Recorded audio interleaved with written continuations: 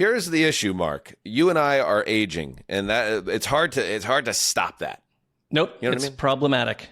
So we can't do the things like we used to do, which is like, stay up late at the bar, then go get a burrito, and then wake up 4 hours later, and everything's fine. We need something. How about this, Mark? How about what I've been using? Terra Origin. Because adulthood, it's hitting hard. We're dealing with it. Middle-aged guys. My knees hurt. I hurt my wrist the other day. I punched a door. Shouldn't have done that. And now my wrist hurts. This is stuff that wasn't happening when I was young. So this is where Terra Origin comes in. Are you curious why I punched the door? Yeah, I was going to say that's a different conversation, but if you've got Terra Origin, I'm sure that you're going to be able to get your way out of that mess. Aaron Judge grounded into a double play. Anyway, Terra Origin makes science-backed, clean supplements designed to help men perform better, recover faster, and feel good every single day. They make smart, no BS supplements that actually help you feel human again, and that's why. This is the product that you need. The best part about Terra Origin, no fluff, no fads, just premium, transparent formulas you can trust. It's like upgrading your daily routine from survive to thrive.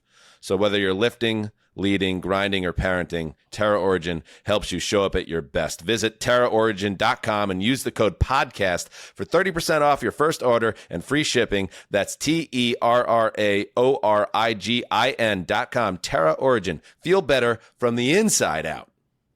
Hey, Dan here from Heed the Call. You know how in football, timing is everything? You miss your window by a second, and the play's already gone. The holidays are the same way.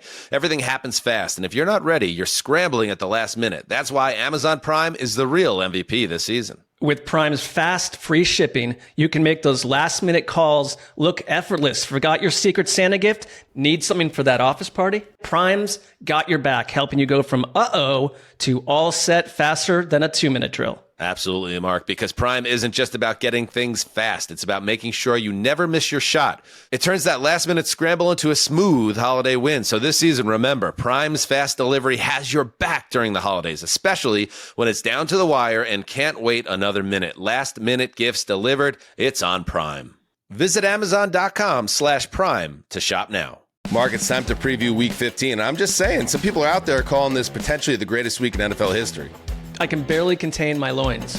I can see that, Mark. And if that's not enough, Thursday night between the Bucs and the Falcons, a weird and wild game in an increasingly weird and wild NFL season. It's time to heed the call.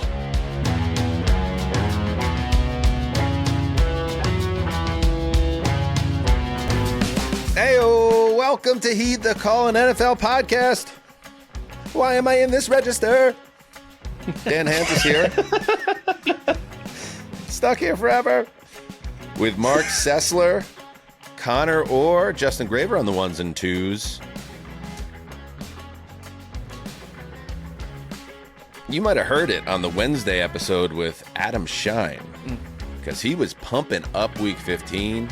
Mark, what was his exact wording? Did he say it was maybe the greatest Sunday in the history of CBS's scheduling?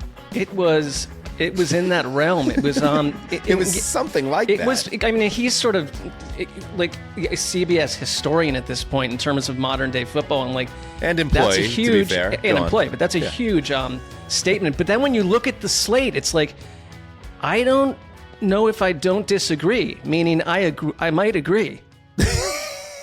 They both mean the same thing. That one. I don't know if I don't not. Definitely, maybe not disagree. I think you're right. And Gravy pointed it out before we started. Like, the primetime games are kind of meh, right? So we have, and we'll get to it at the end of the show, Falcons, Buccaneers kicking off the week, TNF, meh. And then you have Vikings, Cowboys, Sunday Night Football, meh. Dolphins, Steelers, mileage varies. If you're Conor Orr and you live in New Jersey somewhere, you can't wait for that game. The rest of us, it's like, all right, we'll see. Somebody will win and someone will lose. However, the Sunday slate, the portion of the NFL calendar that on this show, at least, where you're allowed to actually express critical thoughts about the league, they've in some ways have gone against the grain of making Sunday afternoon football the focal point of the entertainment experience by, getting the money, taking the money, and then peeling off games, con man, to all the different various streamers. It's just a part of the business model for the NFL. But somehow this miracle baby of week 15 has all the juice in the early and late afternoon slate. Let's go, baby. I think it speaks to the ultimate strength and beauty of professional football as a product. And I'm not saying the NFL, I'm just saying 32 clubs run by pirate billionaires and coached by insane people, and putting them all in this blender. And then you try to schedule them in certain ways and you try to penalize them in certain ways. And then just crazy rises to the top indefinitely and perpetually. And so that's why you can schedule it any way you want. You could try to put the good teams in the late windows and then Thursday, whatever, and then you're still going to end up with a game like this because crazy prevails. And I do love that about pro football. And isn't this the craziest? Like AFC particularly, all the had it gone as according to plan, we wouldn't be talking about the slate this way. But it's the primetime games feature teams that are a little bit less sexy at the moment. Yeah, so let's get into it. And yes, this no buys, all the buys are done, so everybody's playing. You have division showdowns. You have an amazing comeback story out of Seattle. You have, for all of us or the lucky ones, you have fantasy playoffs round 1 in this Sunday. So the football, it's good. Let's get to it, and let's start with the late slate. How about that? Because I'm just not ready for the quad box yet. I'm intimidated by the quad box. Right. It's hard to imagine what happens when the quad box rolls into the show, like a 9.1 earthquake on the Richter scale. So let's just get this out of the way so we know this will be in the show, whatever shows up. Let's start with the number 3 Green Bay Packers, 9-3-1, playing some great ball, traveling to Mile High to get the 11-2 Denver Broncos, number 6 in our power rankings. This is the Nance Romo game. And, I think this is one of 2 teams in the AFC, Sessdog, the other one being the leader right now of the AFC East, where it's like, I'm not saying I don't believe in this team, this being the Denver Broncos. I'm saying I'd like to see them get a real test ahead of the playoffs. And here it is. I mean, you welcome in a Green Bay team playing as well as any team in football right now. So if you've had some doubts about the Broncos, here's a really good measuring stick when we talk about not just like who's going to make the playoffs or win their division or get a bye. No, who's going to win the chip. This is a great test to see if the Broncos can handle a high-end opponent, because their schedule has been pretty soft overall this year. I'm with you. I think that it's a year where like these newer teams, these newer powers, we need to see it proven against the best of the best. And this is an incredible chance here for the Denver Broncos to do that. Like the matchup of Denver's, like their pristine third down defense, they've just been awesome against a Jordan Love led Packers offense that right now in the last couple of games on 3rd and 4th down, he has played some of the best football he's ever played. And you've got guys like Christian Watson looking like an absolute number 1 wide receiver. So I think for me, the matchup, it's like we always focus on like the Denver's defense, and we should in this game, because I think Vance Joseph is someone that's going to be looked at as a head coaching candidate if he can keep this going. And for the Broncos also, it's like this is a chance to shut down one of the hottest offenses in the league right now. So it's a great matchup. It's akin to, I think we hyped up Rams Seahawks, and it ended up living up to the hype. But I think that this has probably replaced that in terms of on the back end of the year, in terms of just where we're at now. Here's the best explosive play offense, the most efficient offense against the most explosive play preventative defense and down-to-down defense in the NFL. And this is great. There's normally seasons that go by where we don't get this complete of a matchup. We've now gotten it twice. And can Denver continue to take the ball out of big-time players' hands? Can they shut down Christian Watson? Can they make Jordan Love make that one mistake that he has made less frequently this year, but is still kind of part of his milieu? Can they do that? And I can't wait for this. This is going to be a big one. Yeah, and in respect, I know Denver fans are they've already sent the tweet by now, so it's too late.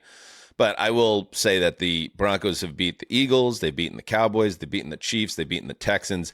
So it's not like the schedule has been totally soft during this 10-game winning streak they're on.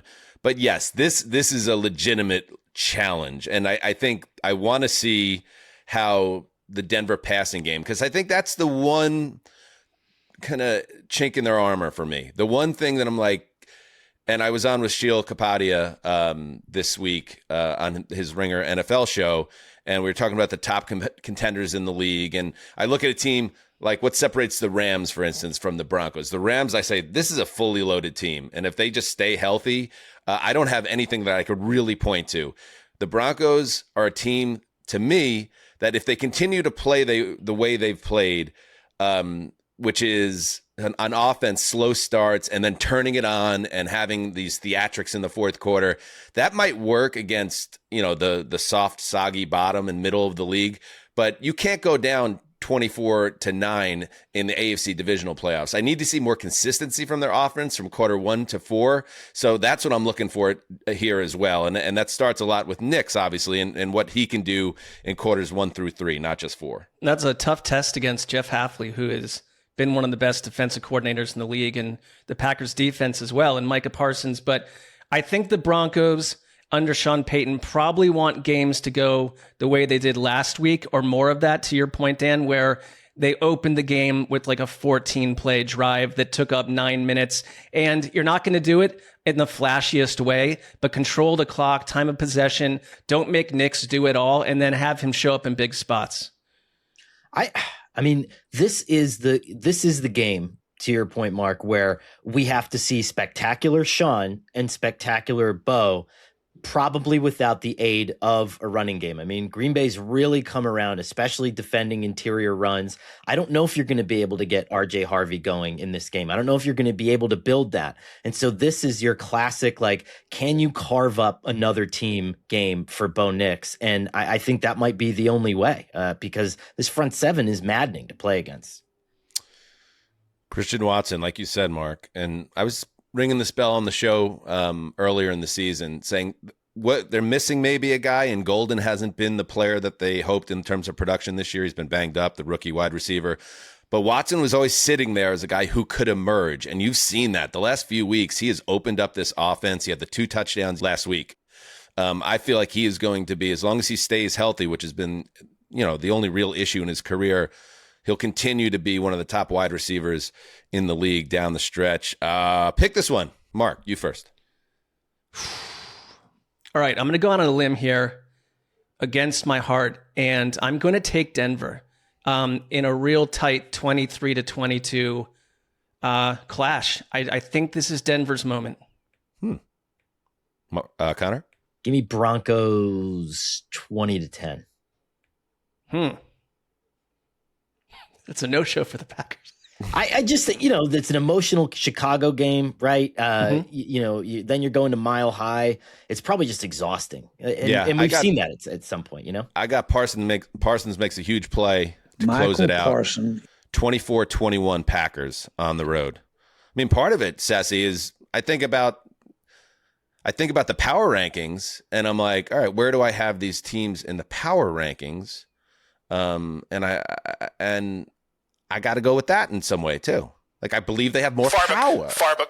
I get that, but you just did 2 things. One, I think you slightly broke one of your own power rankings rules, which does not result based on a week-to-week basis, and new information come in. Secondly, you just went against the team of HTC. So I don't pick them blindly just because they are the team of HTC, which they are the team of HTC. Well, you would have been right like the last 10 times in a row. So. Right. I feel like the Packers are having a moment right now, and can they sustain that all the way through the rest of the season? We shall see. All right, next game. Let's talk about Lions at Rams. Another great conference showdown here. That is the number 8 Lions at 8-5 in the HTC power rankings at the number 1 Rams 10-3, looking bulletproof right now. Burkhardt and Brady on the call. Connor, I'm rooting for the Lions in this spot, okay? Because I think the Rams, win or lose, will be okay. Obviously, they're in a battle with the Seahawks for the NFC West, with the Niners not far behind. So a loss would be damaging, especially at home. But I really would like to see the Detroit Lions gain some momentum, get their asses into the playoffs because I think they're a fun team to have in the mix for a lot of reasons. So I'm rooting for the Lions here. I just don't know if we've seen enough from them this year that they're going to pass this test. I agree. I mean, this is the ultimate. I mean, you throw out EPA, you throw out, which I would want to do anyway, and is kind of like a little pet project of mine, but you throw out, all these other superfluous things, and you say, this is the Dan Campbell vibes game, and can you get them up for this? Because with a lot of the injuries in the secondary, with how comfortable the Rams are at playing any kind of offense or defense and being able to switch to that mid-game and smash you with it, every kind of indicator would favor LA. But this is why you hired Dan Campbell, was to make a team believe in something that may not actually be true. And it's the Goff revenge game. Like, there's a lot of these emotional elements. Can you have, I mean, you would remember this, Dan, like the Rex Ryan, Winston Churchill games. Can you have one of those where there's no damn reason this team comes out and wins by 2 touchdowns and they do it anyway? I mean, it's also not, I wouldn't call it a revenge game for either quarterback, because they've gone on to better pastures and better realities. But Stafford wanted out, right? Whereas Goff got kicked out so Stafford could come in. I feel like Goff, if you really sat him down, he would say, yeah, this game means a lot to me because they chose him over me. I think it does. And it's in LA, but there's a lot of mirrors here because it's Goff, Stafford. It's the understudy of Les Snead and Brad Holmes, who's built this Lions team. There's a lot happening, but you mentioned the secondary injuries and for the Lions, and no Brian Branch. And the Rams last week played one of the most purely just eye-popping offensive performances I've seen all year. They were perfect in that first half. And I don't know if Puka and Devontae, I know Devontae is a little banged up, but the two of them against this Lions secondary, that's a problem. They also ran the ball with 200 plus yards a week ago, with 500 plus total yards on offense. So the Rams right now feel kind of like an unstoppable force. And it's like Detroit, you're gonna have to play your best game. I'm a big fan of Dalton Wasserman and Trevor Sakema over at PFF. The work they do, they have a great podcast that I like to listen to, and they had a great point or a great stat about Puka Nacua that honestly blew my mind. And it's about contested catches. All right. According to the PFF data, he's been targeted 29 times this season, and the target has been contested, which means, in layman's terms, he's covered. The defender closest to him is in position to either break up the pass or intercept it. It's not an open look for the quarterback to the wide receiver. And in those 29 contested targets, he has 23 catches. He's so good that even if he is covered and you throw it his way, there's an overwhelming % chance that he will come down with the catch. And then they did a little bit of deeper diving on that. And they're like, what's the most contested catches ever? And including playoffs, I think the number is 26.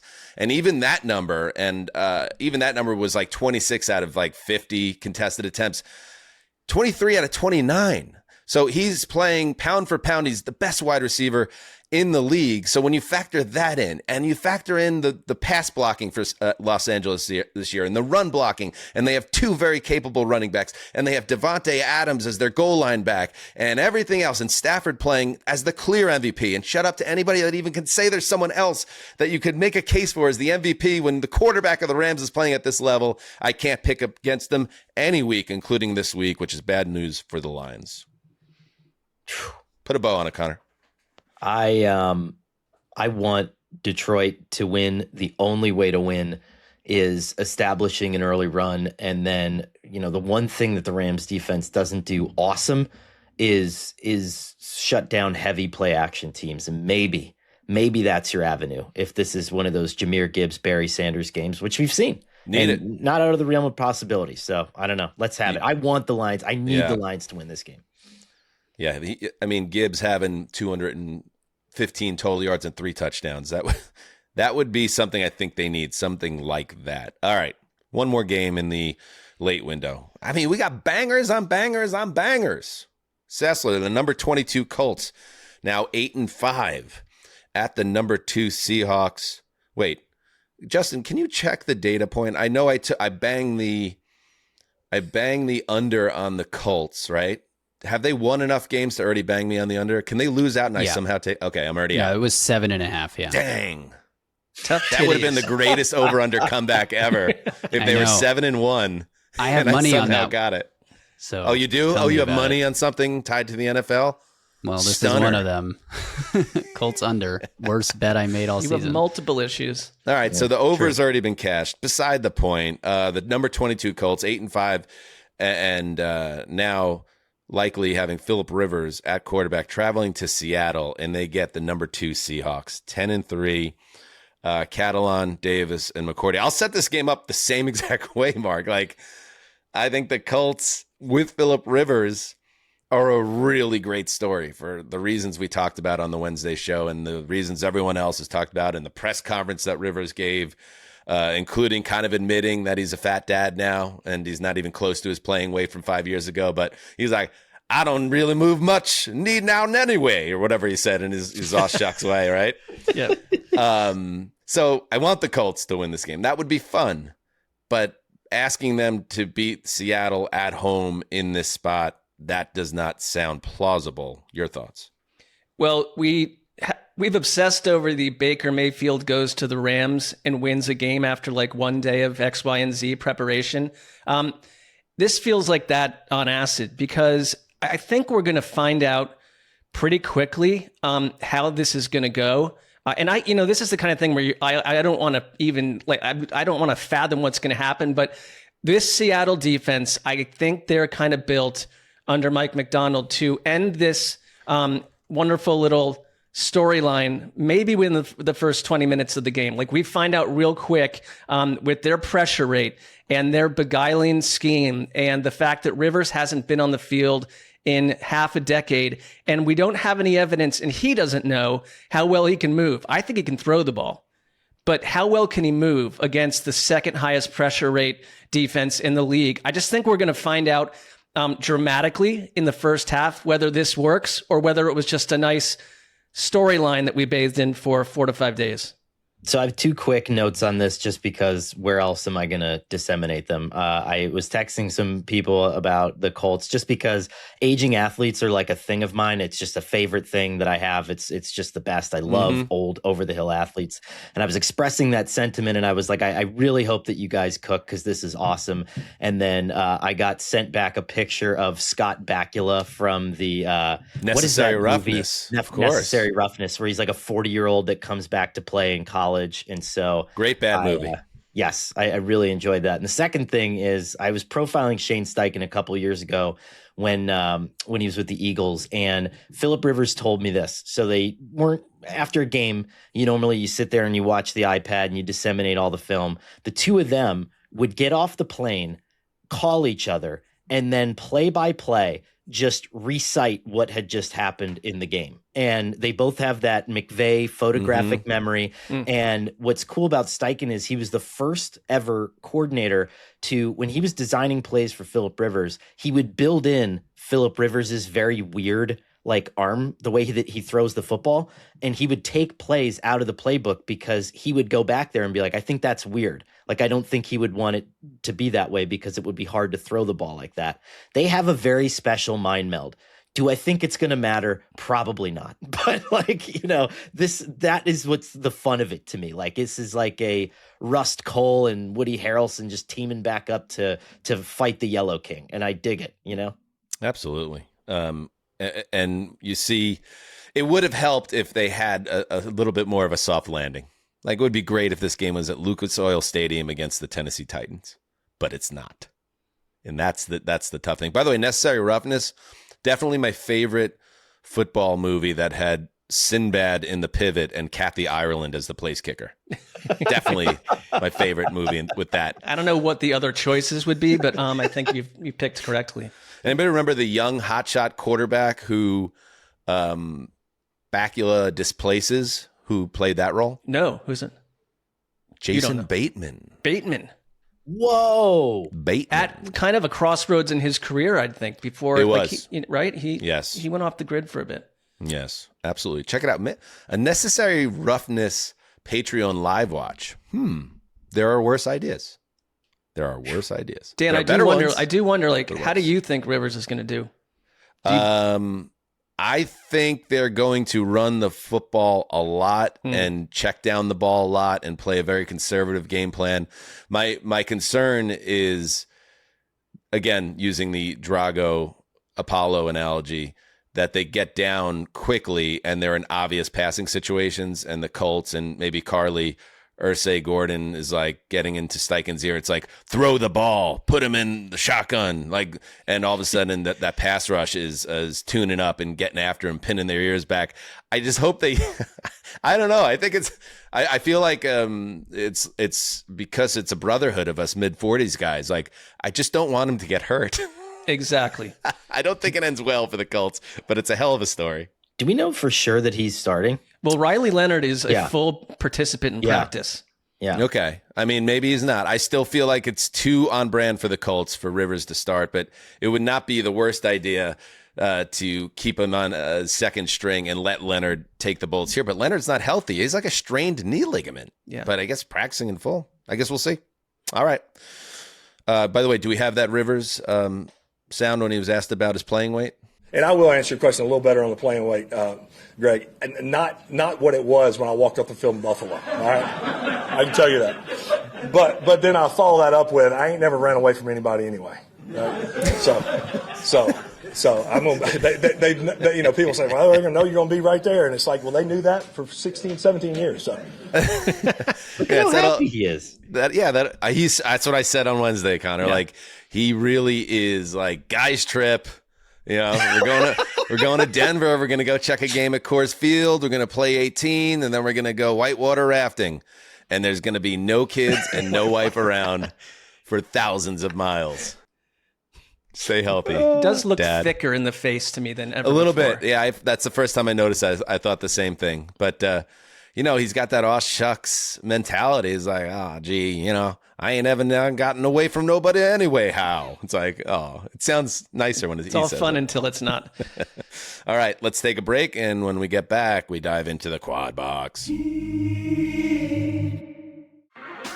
All right, we are back. It's time to move deeper into. Yes, Justin. Hey, we have somebody from the NFL League office on the line, and I thought you might be interested in talking to them. Who is it? That depends. It's a person claiming to be Mark Butterworth. How do I know that name? How do we know that name? He is the NFL's vice president of instant replay. Oh, yeah, that guy, the guy that had the statement. Oh, yeah. From the week. Yeah. Yes, Mark Butterworth. Yes, put him on. Put him through. Wow. All right, Mr. Butterworth, you are on with Dan, Mark, and Connor. Okay. Mr. Butterworth, how are you? Thank you for joining us today. Thank you for having me.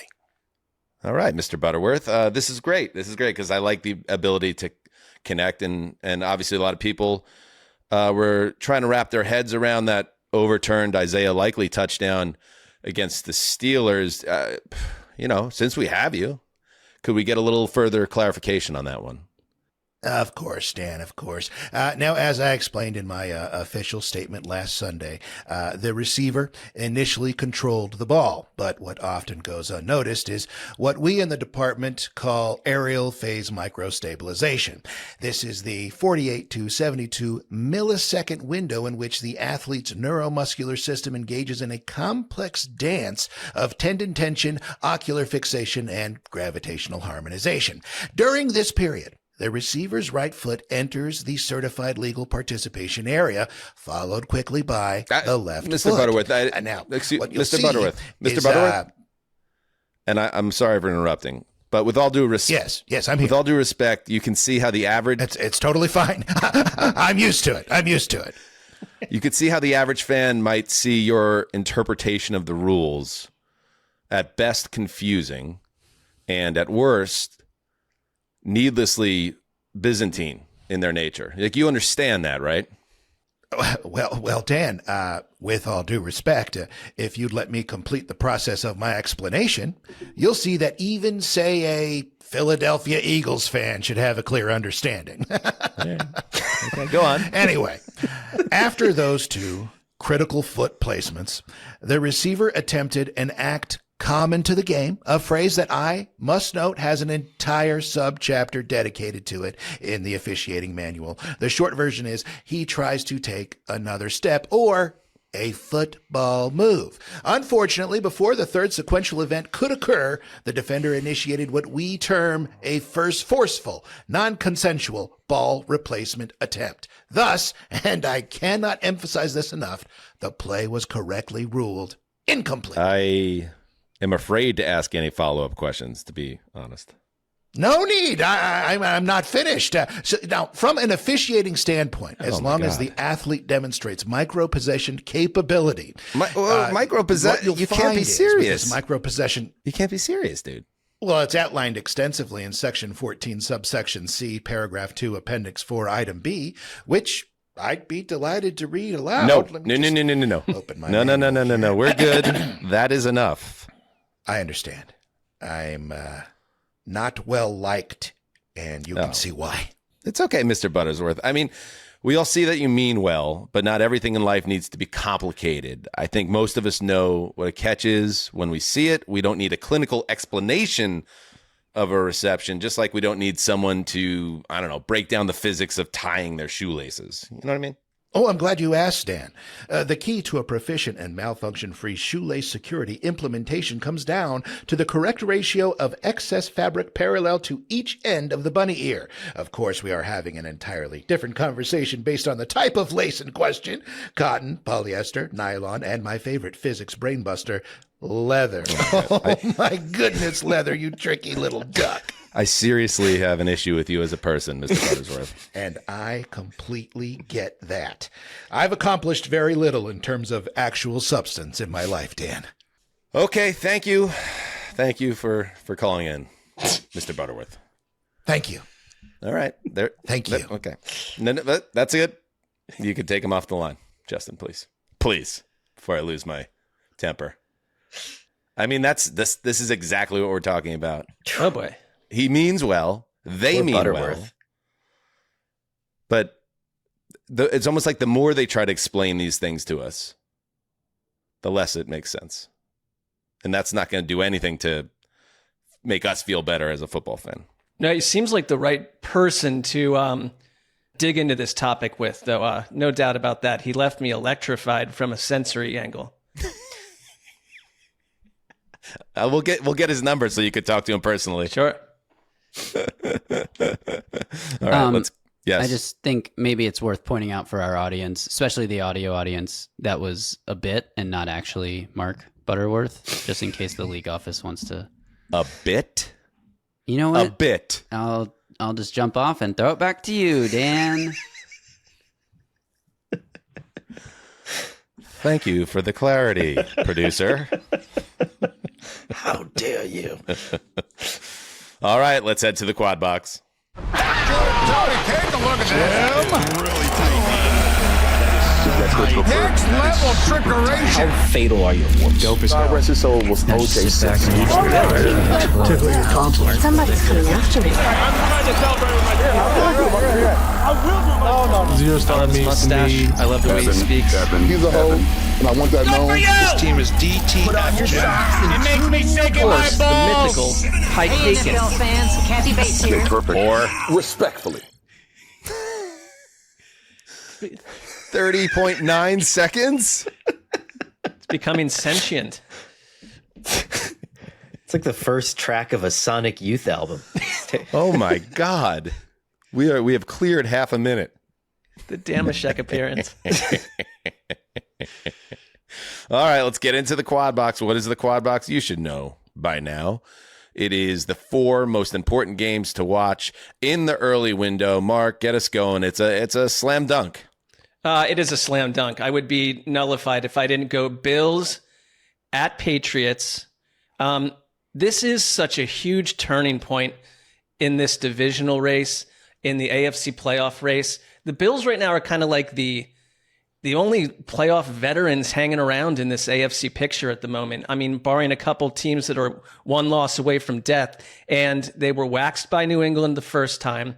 And this is another game to me, Dan, that kind of reminds me of the Broncos, because despite a 10-game win streak, I think people, despite having beaten Buffalo, look at the schedule and say, we're not quite sure you're there yet, but we innately believe that the Buffalo Bills will find a way to either win the division, get in the playoffs, and do what they do. And the thing about Buffalo that impressed me so much, and we mentioned it with Shine yesterday, was I thought that they were a quarter plus away from disaster and maybe being displaced and maybe crumbling against the Bengals, against a white-hot Joe Burrow. And to come out of that game the way they did, I think is the course forward.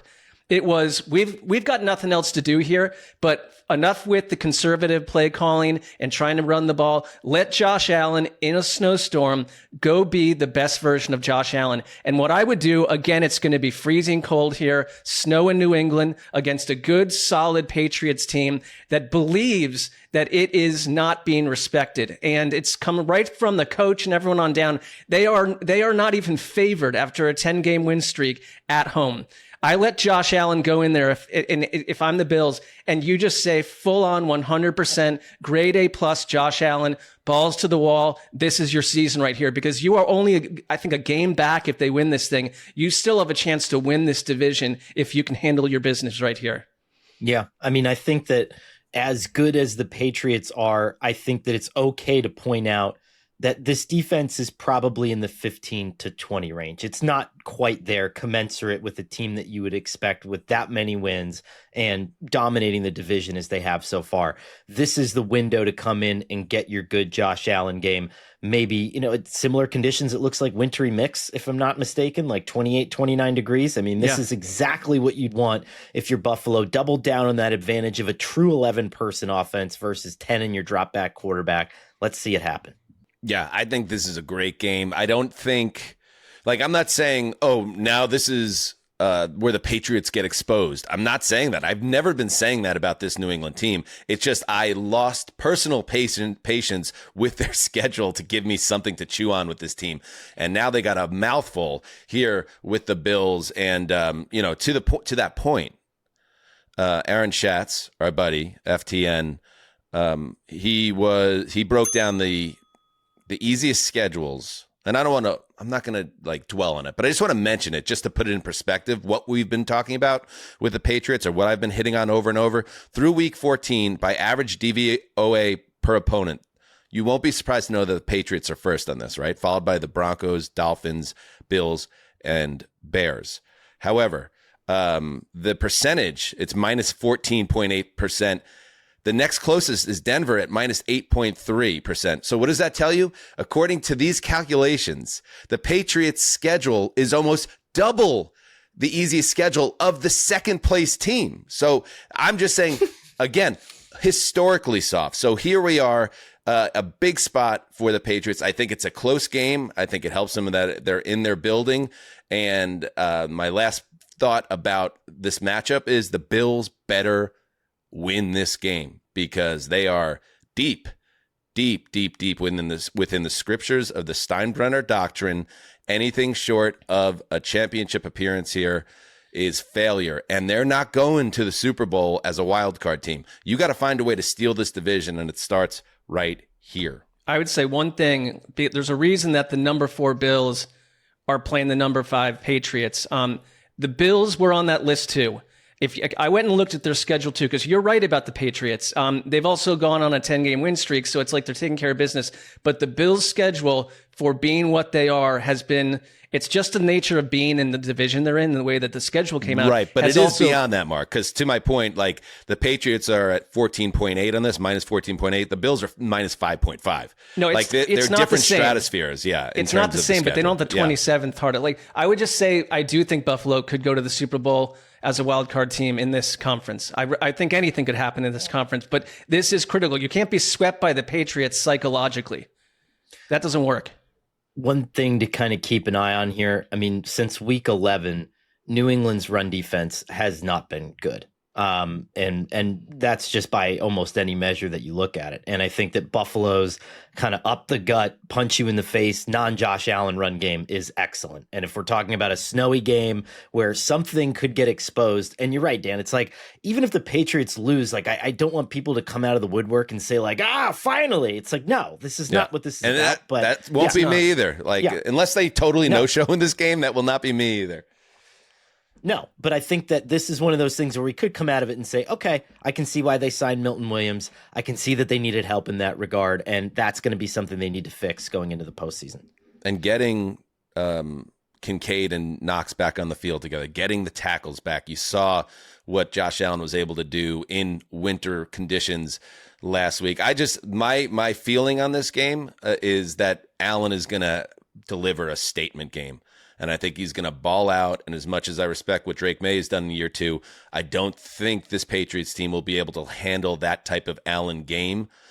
So for that reason, I'm going to take the Bills over the Patriots 31-21. I'm going to go. I think Buffalo wins too. I think they were made for this moment this season.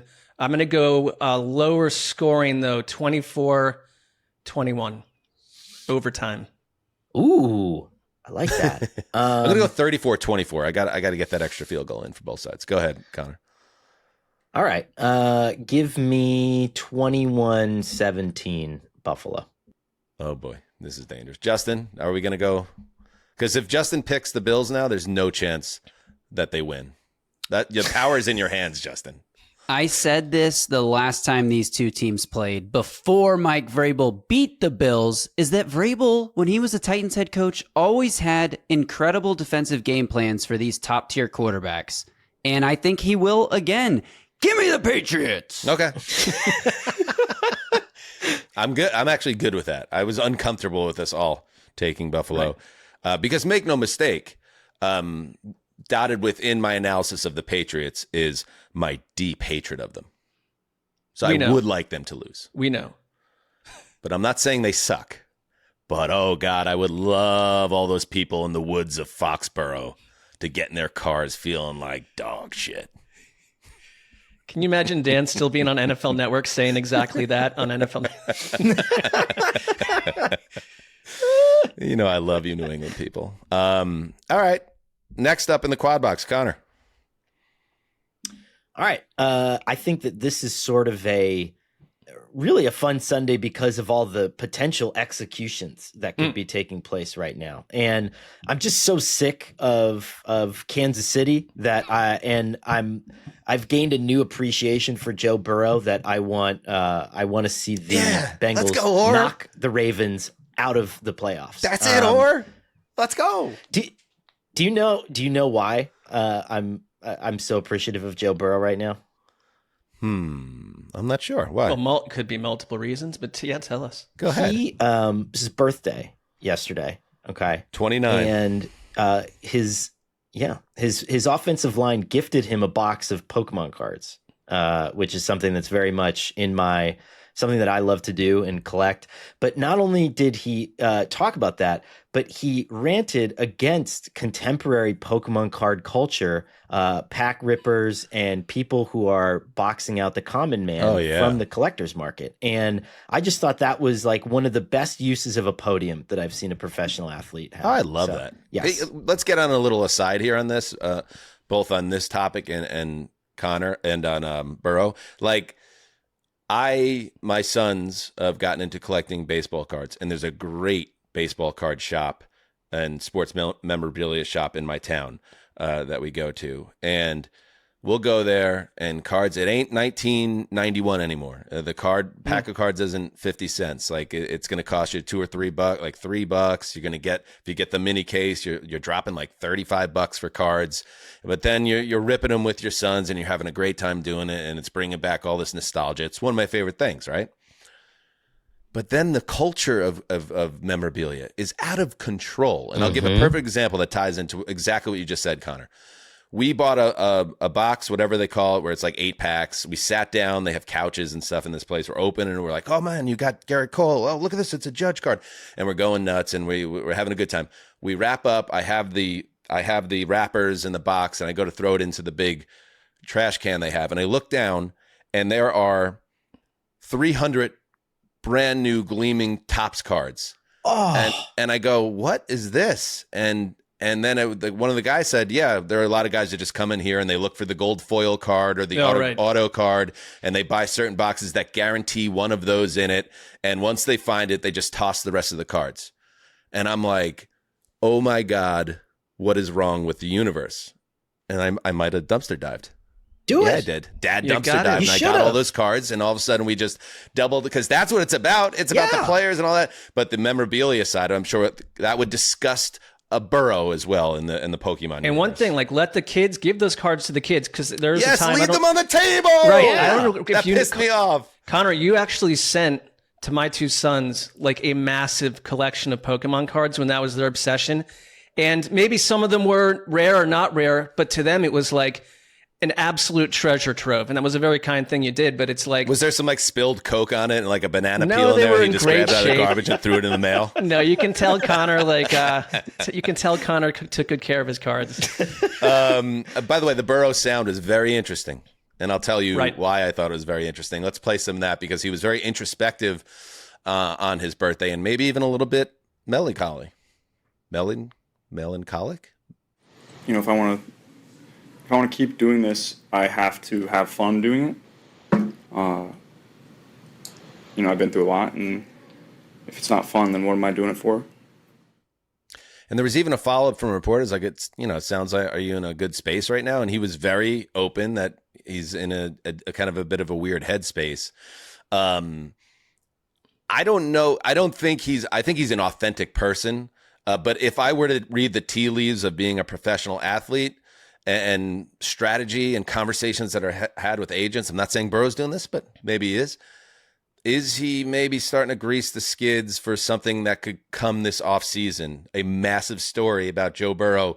I don't think about retiring, although that can happen early, but maybe saying it's time for me to have a fresh start somewhere. And if you happen to be a quarterback needy team that might be armed with multiple first round picks, I would give all of them in a second to try to get that man into my building, because he is far too special to waste away with the Bengals. There's a couple Come of things. waste away with the New York Jets is what I'm saying. Yeah, that'll do it. But it's like, first of all, I think we don't really, I mean, Connor, you probably would be far closer to this than most, but when these guys battle injury all season, and you're in rehab and you're spending a lot of time alone and you're not playing and you're not with your teammates in the same way, you're not able to contribute, but you're also on the Bengals that I think botched this past offseason in a major way.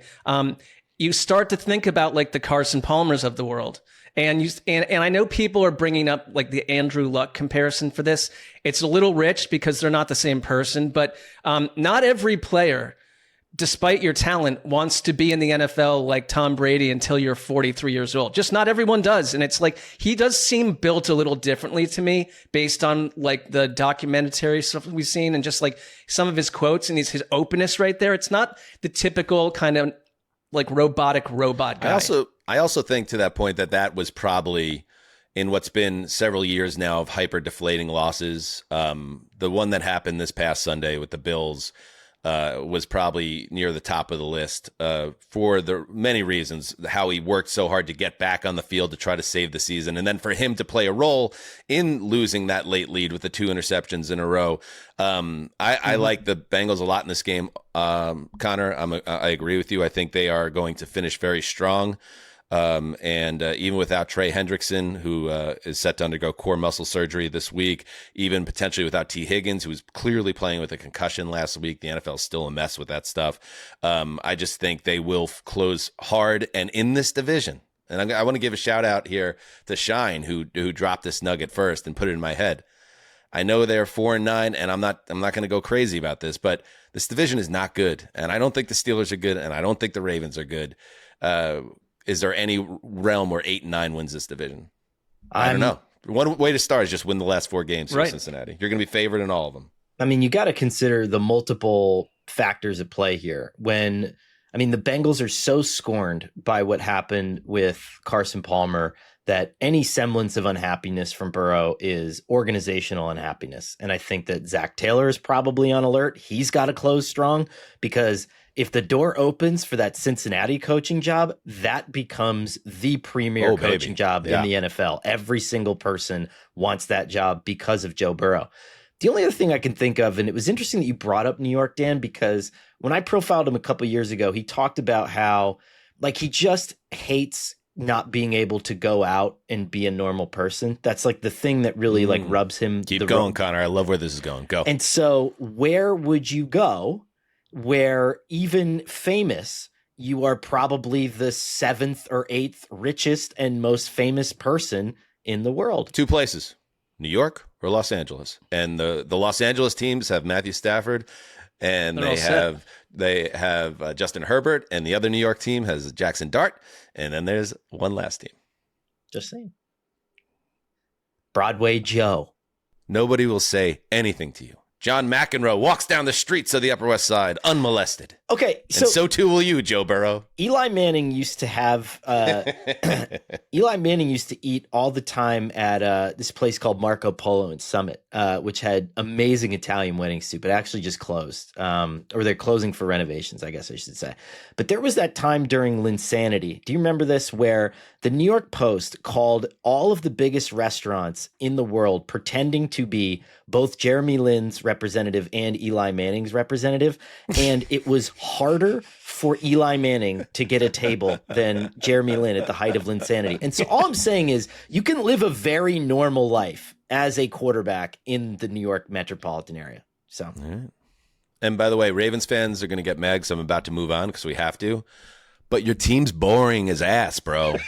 No don't offense. Want you in the playoffs. But you're boring, and it's not your fault as a Ravens fan. It's not your fault, but your quarterback's banged up and has been a replacement level player for weeks now, and there's nothing else special about the Baltimore Ravens. All right, let's move on. They're going to love that. I will not grab, it's different, but I'll just make sure we get this in the quad box. The number 12 Los Angeles Superchargers, 9-4, who have a quarterback, Justin Herbert. No need for Joe Burrow to go to LA there. At the number 15 Kansas City Chiefs, 6-7. I can't give up the ghost. Kevin Harlan, Trent Green. I know the Chiefs are going to find a way to win this game. In my heart, I know they're going to find a way to win it. And I'm saying that knowing full well, Sessy, that the Chiefs keep telling us over and over and over again, we are not special. And we can easily lose this game, but I just think it's that maybe the dead cat bounce of a once great team that still has something to play for and is not going to go out meekly. I think they get back to 500 and keep themselves in the race rather than completely fall out of it. So I like the Chiefs here. Tell me why I'm wrong. The Chargers are a better team. That's why you're wrong. That's true. But that's true. That doesn't always matter. And I look at what happened to the Chargers last week against the Eagles, where Justin Herbert was absolutely battered behind that tackle-less line, 7 sacks. I just think Steve Spagnuolo, they forced him to run more than anyone else on. He ran 10 times with the glove on his hand. I don't like the setup against the Spagnuolo defense that they lost to the Texans, but both teams were hitting with brutality and force, sheer will, and darkness. And I think you're going to get that Spagnuolo defense going after this Chargers offense and their quarterback the best they can. And then you just need enough from Mahomes and the Kansas City offense. It's my one concern is Mahomes was hobbling around at the end of that game. I don't know how healthy he is, except what quarterback can hide injury status or problems physically better than him. I was going to say, this is all a grand setup for the Chiefs, Mahomes coming out and rushing for 192 yards in the second half of the Super Bowl. And everyone's going to be I thought he was really banged up this time. This is I think the final Jesse Minter head coaching audition. And I think that this will be an exciting one to watch because Mahomes at this point, I think, has got to start cutting receivers out of his life. I think it's time to, and you're probably paring down who you're throwing the ball to. And I think we saw some of that by virtue of just frustration because he bypassed open people. I mean, we talked about this last week and maybe argued about it a little bit, but he was not throwing to open people. And I think that what's happening right now is he's in the process of being like, you know what? You're not catching the ball. You're done. You're not catching the ball. You're done. I need people I can depend on and move forward with. And we'll see how that goes. Yeah, I think one thing he needs to do, and if I met Mahomes in Los Angeles, walking through Los Angeles, I would not bother him. I'd let him enjoy his dinner. I'd give him his space. I might bother him. But then after the meal, I might go up to him and be like, hey, man, it's 2025. Stop throwing to big athletic, quote unquote, athletic receivers wearing number 80. Like it's 1993. Like, just stop throwing to wide receivers that have their numbers in the 80s. They're never going to come down with a 50-50 ball. They're always going to get the ball knocked away, no matter where you place it downfield. It's time to load up. Travis Kelce, get him in the right headspace so he doesn't have butterfingers. Just give Rashee Rice 15 targets a game. Do what you got to do. Find a way to get the best out of Xavier Worthy. And just like you're saying, Connor, everybody else, everything must go. Well, and here's the thing, right? For a long time, there was like, what was it, like Justin Watson, right? They had receivers like that during their Super Bowl run. And these guys were really good at understanding where Mahomes wanted them to go when he was extending the play, because Mahomes was going to do something spectacular, and then they had to match with that. As Mahomes gets older, he's going to want guys to do the work, right? It's like, right. I'm tired of manufacturing you open and then hoping you're in the right spot. I want you to be freaking open. I want to use my accurate arm, and I don't want to have to be Russell Wilson until I'm 35, 36, 37 years old, because we've seen how that ends. But what's frustrating is it feels like about 3 to 4 weeks ago, we thought that this offense had taken a step and that there were options and there were different types of receivers and targets. And then you get like the game against the Texans. Now that was against the Texans, but I mean, someone like Travis Kelce came out of that. And, I watched some of his podcasts, like dejected. I think he felt like he let the team down, and they're all kind of letting each other down. Yeah. So it's like, here's your kind of your last chance. Like, they need to beat the Chargers and Broncos at home. And then they have to knock out Tennessee and Vegas, much easier. They've got to run the table basically. I think they're going to win this game. I don't know if they run the table, but I think they win it. The Chargers, for everything that they've done, and as gutty as Herbert was on Monday night against the Eagles, they didn't play well in that game overall, and they have a lot of problems. They can't protect the quarterback. Running the football is hard. The offensive line is fucked, okay? And for that reason, I think they're going to continue to play these ugly, low-scoring games because they're good at them and they know how to muck it up. But I think the Chiefs at home will get on the right side of this. 2016, I got this one. All right. One more. Quad box. Justin, it's on you, buddy. Yeah, this is a tough choice because those are by far the 3 best games, and I'm going for my own curiosity factor as I add the 4th one to the quad box.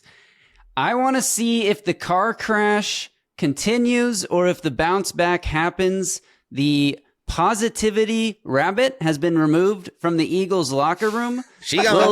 Will that fire them up? I'm going number 32, the worst team in the NFL, according to us. Las Vegas Raiders at 2-11. Island. At the Philadelphia Eagles, number 13 in the power rankings, 8-5. Kenny Pickett getting the start for the Raiders. I think you got this right, Justin. I think you got this right. I think the Eagles are such an important team in the league, defending champion, 3-game losing streak, everything going to hell. Hurts playing the worst game of his life 6 days earlier. Yeah, I'm legitimately curious to see the Eagles show up. Go ahead. And Fox must agree because they put Joe Davis and Greg Olsen on this game, which blew my mind a little bit. That is surprising. Pickett's out. What's wrong with Geno? He's got some sort of shoulder issue, and he left last week's game, and Kenny Pickett finished it. So Kenny Pickett up against his old team, not the oldest team, but one of his old teams, going to get that revenge win and just tank the Eagles, crater their season, kind of. Not really, they have time, but it would be fun. This is how bad it is in Philadelphia.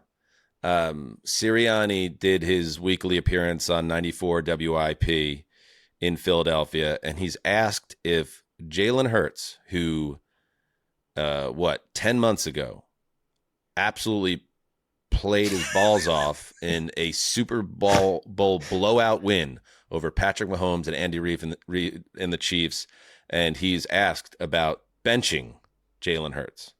No, I think that's ridiculous. I think, Jalen Hurts, I know every time I go out in that field with Jalen Hurts as our quarterback, he's a winner. We have a chance to win the game. And that's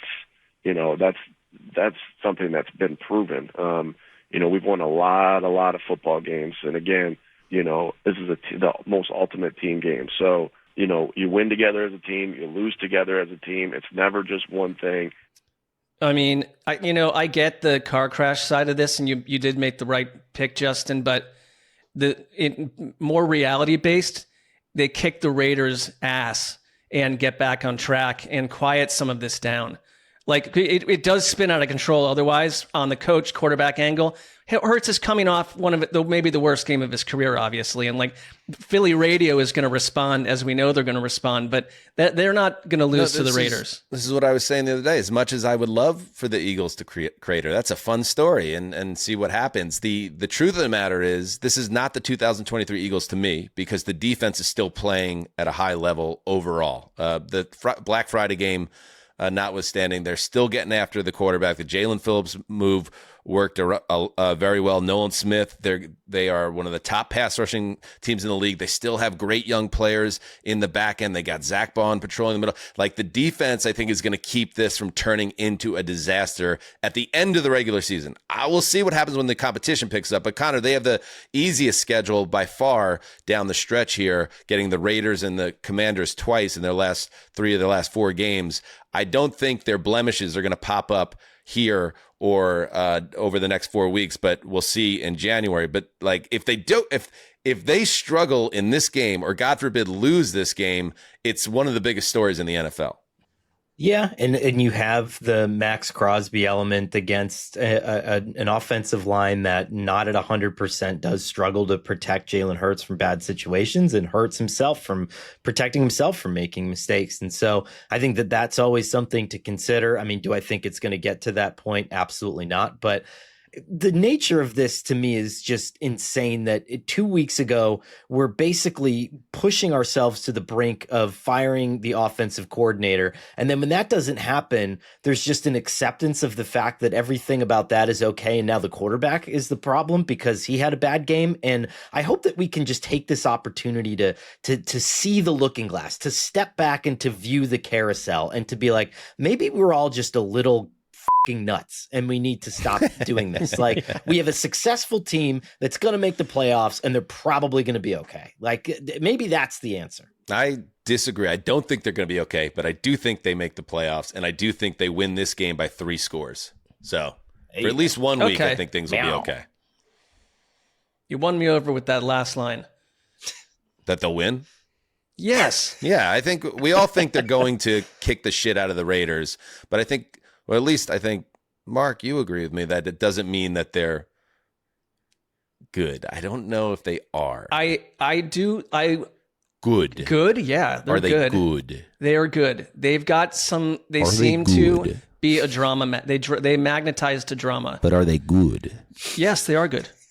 You want them to have a bomb drop. I'm asking you a question. It's all right, every tell me when show. to stop. You ready? It's all right, every show. Here we go. Focus up, Mark. Here we go. Are they good? I am focused. Listen, are they good? Yes. Are they very good? Yes. Are they great? TBD. Coward. No, I'm not a coward. They're the Super Bowl champions, and they've got a Super Bowl type defense. Hold on the fence, Sessler. Nope. Right. I'm not going to wish cast their demise and have everyone fired either. No, tell me if you think they're actually going to be a team to reckon reckon with in January. I think they're a very good team that we've seen. How many times have we seen a troubled squad or one side of the ball fix itself before January and become who they really are? I think this is a little bit more dire than you'd want it to be, but I think they are a very good team. And we don't know how very good they can be. I think they can beat this. There is no great team in the league right now outside of the Rams and maybe the Seahawks. So that's where it's going to end probably. But the Eagles are not just less than good and just a problematic sail barge floating into, the Bermuda Triangle. I don't buy that. Not yet. That would be way off course. A giant barge floating through. Was that the Caribbean? Somewhere. Yeah. Is there? What happens there? A lot of people die. Is that what it is? They just they vanish? go. Yeah. Wikipedia. Planes vanish over. They do. They have a lot of stories of planes vanishing over this. Let's save it for the Patreon show, guys. Okay. But that is a good topic. Yeah. I feel like the Bermuda Triangle had a great moment in the early 90s, late 80s with like Unsolved Mysteries. Like it was every 4th episode. Yes. Let's check in on the Bermuda Triangle. It's like, another plane's gone.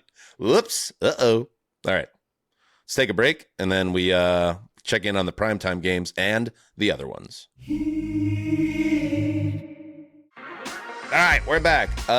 Little program note. Some people were concerned about the state of the old Zeuser's face, so I should probably address that right now.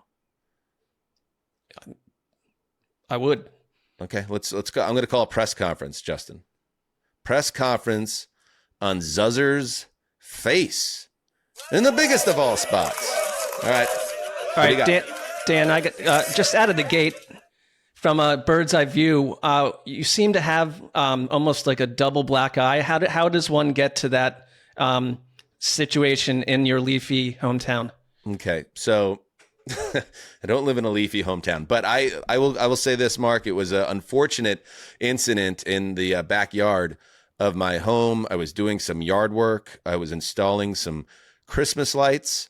They were ground Christmas lights that go in the ground and pointing up at some of the foliage.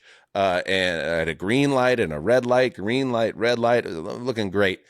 I had an extension cord scenario where the cord wasn't exactly where I wanted. I like to keep the cords hidden. I like to keep it clean. So I bent down in a tight space to hide a cord. I came up and in a clumsy manner. And Zuzzer isn't typically clumsy. I'm dancing bear, baby. I got agility. I have a good sense of balance. But in this moment, I got careless. I came up. My head made contact with a gutter, a gutter coming down off the side of the house. And then I instinctually moved forward. And then there was a gate with a clasp that I hit. Bang, right in between the eyes. And I dropped to the ground. I thought I cut myself open. I didn't. But then the swelling took hold, leading to a bad situation here. Next question. Yeah, Conor Orr from the Orange County Register. Thank you. Dan, I observed, just kind of taking a peek in the recycling before the start of this press conference, several empty bottles of Tito's. How many drinks did you have before you started this project? All right, this is important to bring up. I did drink somewhat heavily later that evening. We did the Patreon live watch of a holiday touchdown, a Buffalo Bills love story. Daddy had a couple Tito's, okay? And but that was after the injury. It wasn't previous to the injury. I was sober when I had the unfortunate backyard accident. Okay. All right, last one for Zeuser. Do you want to ask, Justin? Yeah, Dan, how long are we expecting this recovery timeline to be? Like, what's your status for the upcoming weekend of sports? I am probable for the weekend, practicing in full, probable for all dad activities. I just want to close this by saying there was some speculation I saw out there that this might have been the product of a fist fight. I think one person insinuated that my wife had perhaps punched me leading to this. I want to let you know that my wife is actually out of town, which is further exacerbated the situation because I don't wear makeup. And when it was time to try to cover up the situation, I didn't know what to do. So if you're seeing some shading here, that is something from my wife's makeup area that I've tried in a really primitive way to cover up the black eyes. Do I hold it against my wife that she's not here? Very unfair on a business trip to feel this way. And yet, be married for 13 years and you'll learn about the way these things can build up within. So there could be issues when she returns, me hitting out, not physically, never physically, but maybe being a dick about this. And then here and now, I have nothing else to say. Thank you. Good presser. Good presser. I mean, we all know that, right? It's like you do something stupid, like in this case, get your get a shot between the eyes because you bumped into the latch of a damn gate, and then you're mad at your wife about it. Yeah. Like, it's not good, and it's something we all have to work on. And that goes for the women in the audience too. That, you know, sometimes it happens both ways. Right. We're equal. Very good, Mark. Let's not take it out on our partner that we're f***ing idiots. Thank you very much. And Mark is right. We are equal. Mark just throwing that blanket statement out there. All right, let's check in on the prime. Connor, do you have anything to button it up, or are we going to move on here? Well, I was just going to say, I think that the move always when a spouse falls, gets hurt, slams their hand in a drawer or a door or something like that, is to immediately start folding something and to make yourself look like you are adding to the house in some meaningful way. Because if you're caught on your ass in that moment, I think that's when you really get the ricochet heat. So. Interesting. The younger listeners absolutely bailing out of the idea of marriage. Big time. Justin, I see him texting, breaking off the engagement with the great Jessica. Unbelievable. Ridiculous presumption there. All right, let's get into the rest of it. Let's do the primetime games. Let us start with Sunday Night Football. The number 23 Vikings, 5-8 at the number 14 Dallas Cowboys.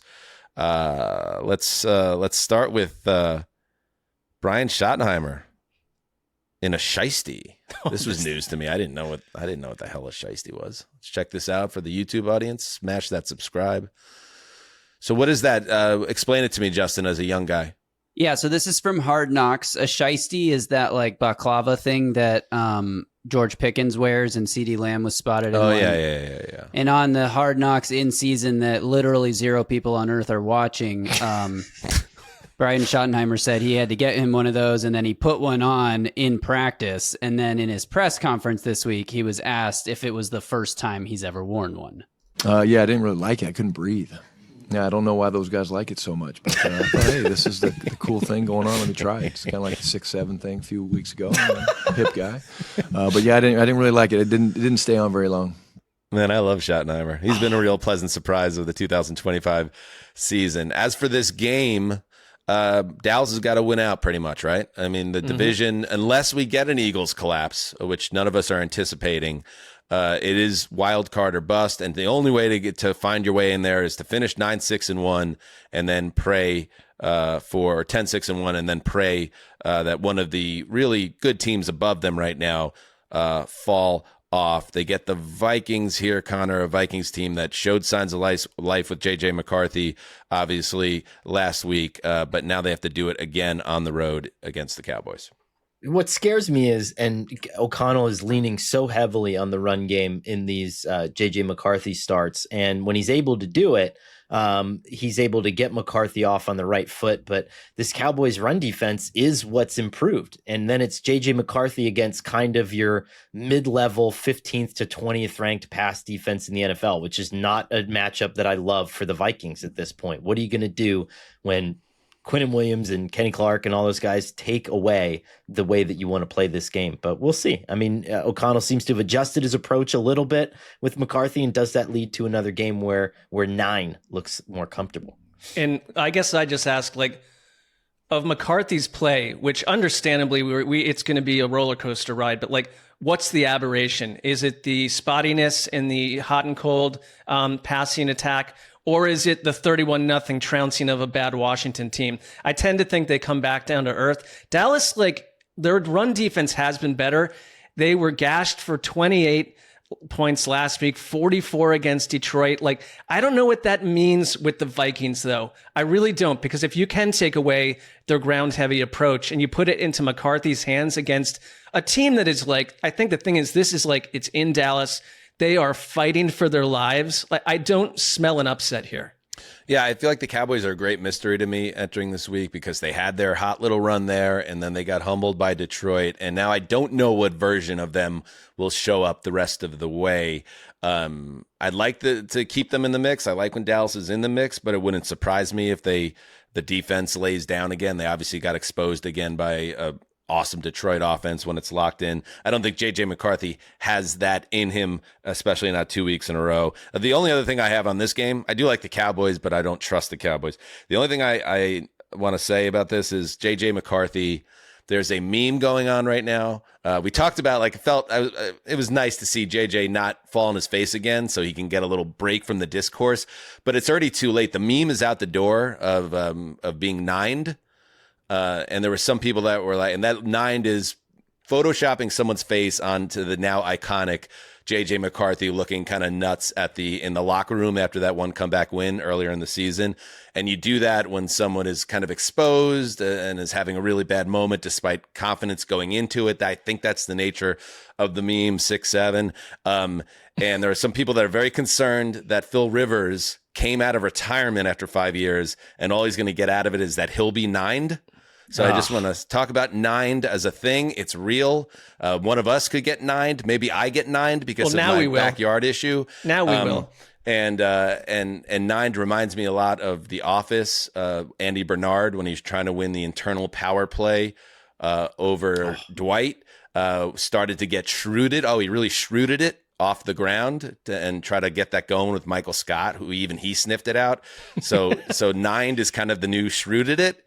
And I feel bad for J.J. McCarthy that this is the trajectory of his professional career. It's nebulous. It does suck. And if someone nined me, I would look like a character from Mad Max. And I don't think I would like that at all. So, well, you know what you got to do, everybody out there. Nine us all. Let's see who looks best or worst as a nine. Why did you do that? I don't want to be nined this week. Oh, I don't definitely need it nine Mark now. Yeah, nine him hard. Mark's going to get nined this weekend. Hey-oh, Monday Night Football, the number 20 Dolphins 6-7 at the number 16. Stop it. Steelers 7-6. All right, Connor, I'm going to get the hell out of the way. This is kind of your Super Bowl in a lot of ways. It truly is. After calling for a potential Mike Tomlin and Steelers walk away point and then calling the Dolphins possibly winning enough games to get back into the playoffs, this is a game where I lose heavily or I win heavily. So I'm very much invested in this. Are you nervous? Apparently so is my dog. Are you nervous? Yes. Yeah, I think so. I just hate being wrong. And I think this is like the first kind of real test of it. It's a road game. Yeah. It's going to be in probably very frigid temperatures in Pittsburgh. This is classically the spot where a Mike McDaniel offense goes to sleep. Now, we're running a little bit of a different attack as we've been talking about this week, where they're shying away from leaning too much on Tua and what he can do. But I still hate any game involving a Miami Dolphins offense in prime time, in cold weather. I think this is the end of your magical carpet ride, even though I'm not a huge Steelers guy here. Sounds like it's going to be, they're projecting 19 degrees. Oh, come on, Connor. With a chance of snow. Connor, get off now before it's too late, Connor. I will not. Justin chimes in that Devon Achane, who had that rib injury, I think, against the Jets. What's his status, Justin? I think he's playing. Yeah, they had the MRI. They said that he could have returned if it was a playoff game or something like that, or if it was a closer game, and he ended up not returning, obviously. On Thursday, McDaniel said he'll be a limited participant in practice, and Thursday is their first practice day because they don't play till Monday, so we kind of have to wait and see. But the fact that he's out there at all is a positive sign. Here's the thing. Do you know what I know about the NFL? If you're a running back for the Miami Dolphins and you have a bad rib, you do not want to go to Pittsburgh in mid-December. No. And you will not play well in that spot. Did you see this? Yeah. TJ Watt was taken to a local hospital for experiencing discomfort in his lung at the practice facility. And it is unclear where that's going to lead. Bert Loughton, Steelers spokesman, dropping the knowledge. Get Bert on the show next. Long time. We need more Berts in the world. All right, there you go. Keep an eye on it. Anything else on this one, Connor? Buck and Aikman on the call, of course. Ooh, see, I hope that they give. Aikman tends to lean more towards the quarterback play in this one, but I want everyone to appreciate the sheer volume of different run looks that we're going to see. Because I know, like we've said over the last few weeks, like, oh, yes, they're handing the ball off more. They're not letting Tua throw more. But it's a lot more than that, right? It's like, how are you disguising like 5 or 10 of your primary run plays into like all these beautiful formations and like pulling guys from like the sideline and putting them in weird spots? Like, I think it's going to be a very aesthetically pleasing, maybe fast moving, which is nice game, and a lot of cool run looks. So let's just appreciate it all. And I hope you do, Connor. One reality check, they have a 1% chance to make the playoffs right now, the Dolphins. So 1% currently. Things can change. If they win this game, things will change, but it sits at 1%. By the way, Rasul Douglas, reigning Defensive Player of the Week against DK Metcalf, coming off 10 for 136 and 2 touchdowns last week. Yummy. There you go. That's it. I mean, Devon Achane, he's going to take one shot to the ribs and he'll be like, I got him. Oh, where's that blue tent? Is there a heater in there? I got him. All right. You want to jump on that Monday night recap, Connor? It depends. All right, let's head to the other ones. 90 seconds for each game we missed. It's not our fault they're here. It's your fault. Well, it's not your fault, but it's their fault. Let's start with the number 31 Browns, 3-10 at the number 9 Bears, 9-4. Uh-oh, we have another Mother Nature watch on this one, Sessdog. Projected temperatures, this can't be right. Negative 15 degrees with wind chill? That's what I read, yeah. Oh, geez. All right. Well, they say weather is the great equalizer. I think this could be working the Browns' favor here, Mark. From the Browns' angle, I'm just laser focused on Myles Garrett and what happens with that. Can you pick up another sack or two in this? And I know it's hard to talk about, but Shedeur Sanders coming off a big game, like against this Bears defense, can you avoid mistakes and keep them in the game? I don't know. This is sort of an interesting matchup to me. It's not quad box worthy, but. I agree. I mean, I think that there's a lot of fun components about this Browns offense. And I would say that taking Stefanski out of it and let's just remove his tenure as the play caller, Tommy Rees, just as a designer of plays, has been probably the Browns' most fun offensive coordinator since who, Mark? I mean, just a guy that like week in and week out has some neat stuff prepared. Mark Trestman? The ghost of Kevin Stefanski? Right. I mean, I just think he is one of the better designers of plays for quarterbacks, especially maybe your non-traditional A quarterbacks. And I think he's actually doing a really good job. The trappiest of all trap games for the Bears right here. They just were at Green Bay. Next week, they're home Green Bay. Then they're at San Francisco, home Detroit to close the season. Like that. And then the little old Cleveland Brown just sitting there waiting to ensnare you. Myles Garrett, what? How many sacks away is he now, Mark? 3.5? What is it? He has 20, and the record is 22.5. So he is close from breaking it. Give it its dignity back. I just want my sack back. I need Gastineau on this. I need a Gastineau. I'm going to get my sack back. I'm going to get my sack back. I'm going to get my sack back. I'm going to get my sack. Ellen Moore. Number 26 Cardinals, 3-10 at number 11 Texans, 8-5. Ellen Moore. Myers and Schlereth on the call.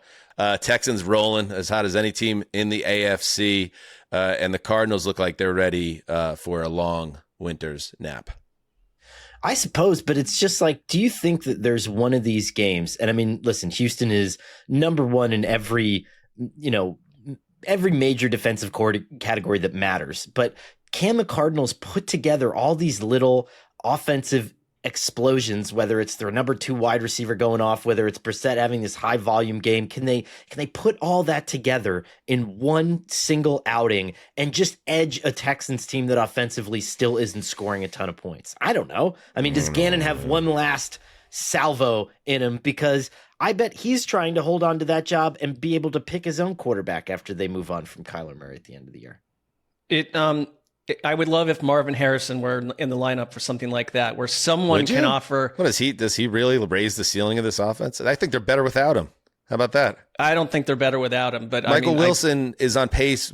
Michael Wilson's stats, I saw this, in games where Marvin Harrison isn't on the field, he's on pace for over 2,000 yards receiving in a season. The guy is a guaranteed 10 for 160 and multiple touchdowns every week. He's they're not missing an offensive element with Harrison out, which is kind of an indictment of Harrison, to be honest with you.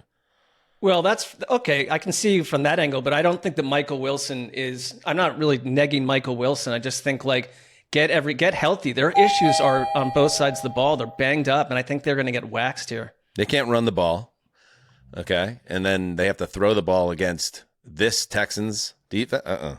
I don't feel good. I don't feel good about Jake Brisket in this game. And he's been a fantasy stud, but I don't think this week. All right, the number 27 Jets 3-10 at the number 10 Jaguars 9-4. This one could get ugly. This one could get really ugly. The Jets are now down. As I feel like we're on a streak now for my Jets of about 10 straight years where the third string quarterback ends up playing substantial snaps. We got Brady Cook, who has no business being on an NFL field as a QB starting a game, and yet that's probably where we're going. Fields is hurt. Tyrod Taylor's hurt. And that combination with the Jaguars team playing at a very high level right now tells me that this game is going to get very ugly. I know that we're not meant to see the spreads, and I didn't do this intentionally, but the Jaguars are favored by an amount that is most in a game for the Jaguars since 2007. Wow. I don't know what that. Let's guess the spread, I guess. Because I was going to say, I was thinking of locking the Jags when we get to the blind locks, but I knew it was going to be a high number. Is it double digits? Hey, I would not lock them. No, I'm not going to. But tell me, is it double digits? It's like 13.5 or something like that. That speaks to the Jaguars' lack of dominance since 2007 too. But my fear is that this just perpetuates the same old Jets tailspin where I don't think, and Dan, you could probably push back on this, but I didn't think that Mike LaFleur was a bad offensive coordinator. But when you get into these situations with poor quarterback play, the offense doesn't look optimal. Then the owner weighs in about staff changes. And Tanner Engstrom, I think, is a good offensive coordinator. And I'm just worried about Woody just getting back into the mix there and trying to put his thumb on the staff, Other than that one moment where he popped up at one of the meetings and said some dumb shit, it seems like he's been a little bit more hands-off right now. Yeah, people that follow the Jets closely and the scheming agree with you that Engstrand is making the most of what he has, which is not much. And I hope they keep the staff intact, at least on OC. I think Steve Wilkes can take a long walk after the season, but that's a separate conversation. All right, the number 28 Commanders 3-10 at the number 29 Giants 2-11. Let's just talk Giants dysfunction. Okay, let's start with Giants have fired another coach. They did it again. How many coaches are left that can be fired at this point? They fired assistant defensive line coach Brian Cox during their bye week. And apparently, Connor, it was because when Kafka took over as the interim coach, which, by the way, is going incredibly well. I don't know if anybody's been paying attention. Yeah. He changed the seating chart on the plane, moved the assistant coaches to the back of the plane. Brian Cox, does anybody remember Brian Cox as a player? He's fucking nuts. Yeah. He takes exception to it. He was a Dable guy on top of it. So he gone, and Kafka doesn't want to talk about it, but this thing's leaking like the Titanic. It's. I think the fact that we knew exactly why he got fired is proof of that. That was it's just a mess. And still, I think the remarkable part of all of this is that the Giants have a baby soft schedule from here to the remainder of the year, and that there are enough people that want Mike Kafka to do well that I don't think it's outside of the realm of possibility that he gets them on enough of a heater where he maybe for a very short term holds on to this job. I know that sounds crazy, but I'm not ready to count it out yet. Stunned if I'm not ready to count it out. Because I kind of like his sideline demeanor and stuff, but I saw him run a meeting. There was some video of him running a meeting, and it was like in-season Hard Knocks, baby. Yeah, it was like that's somebody's watching it. Well, it was on Twitter. Yeah, I guess someone is. I mean, someone. We'll leave it right there. And I guess we'll close this. I don't care about the Commanders, and neither should you. Mike, let's go. Russell Wilson did a quote reply. And again, I'm going to clear the runway for Connor. They once had a catch at a park over the summer. This is the backup quarterback of the Giants, Russell Wilson. He just wants to get his sack back, too. All right, so Michael Ritter writes 2017 to 2020, Russell Wilson would be the best QB in the NFL if he played today. And then Russ quote retweets that, man, I got to get back to balling and being me. Back to my first 10. It's time to go dark. Oh my God. What? This is like Alex Rodriguez 2006 levels of self-awareness, Connor. You got to get on the phone. I know you got his number. Help the man. Help him. This is not about going dark. It's time to accept reality.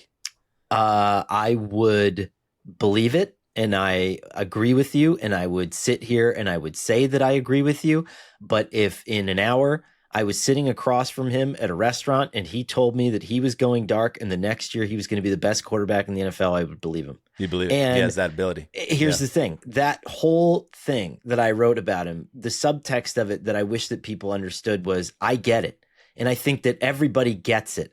But when you sit next to this fucking guy, he makes you think in a different way, and he has a gift, and he's going to keep doing that to coaches and to GMs during free agency and to agents and everything, and into perpetuity. He's so good at it. Has it ever been more obvious that someone will have success either as a motivational speaker doing engagements, public speaking engagements, or some type of brand ambassador, or even a politician, like that Russell Wilson has that in him? I think that there's very much a,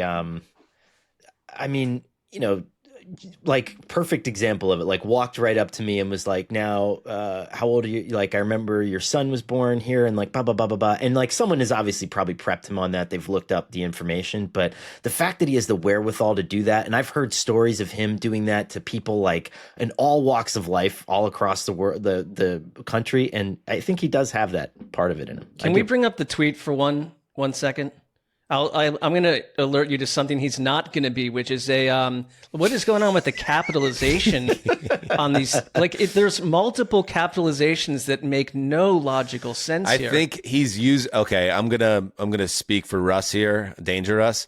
I think he's capitalizing words for emphasis, so he can't throw it in itals.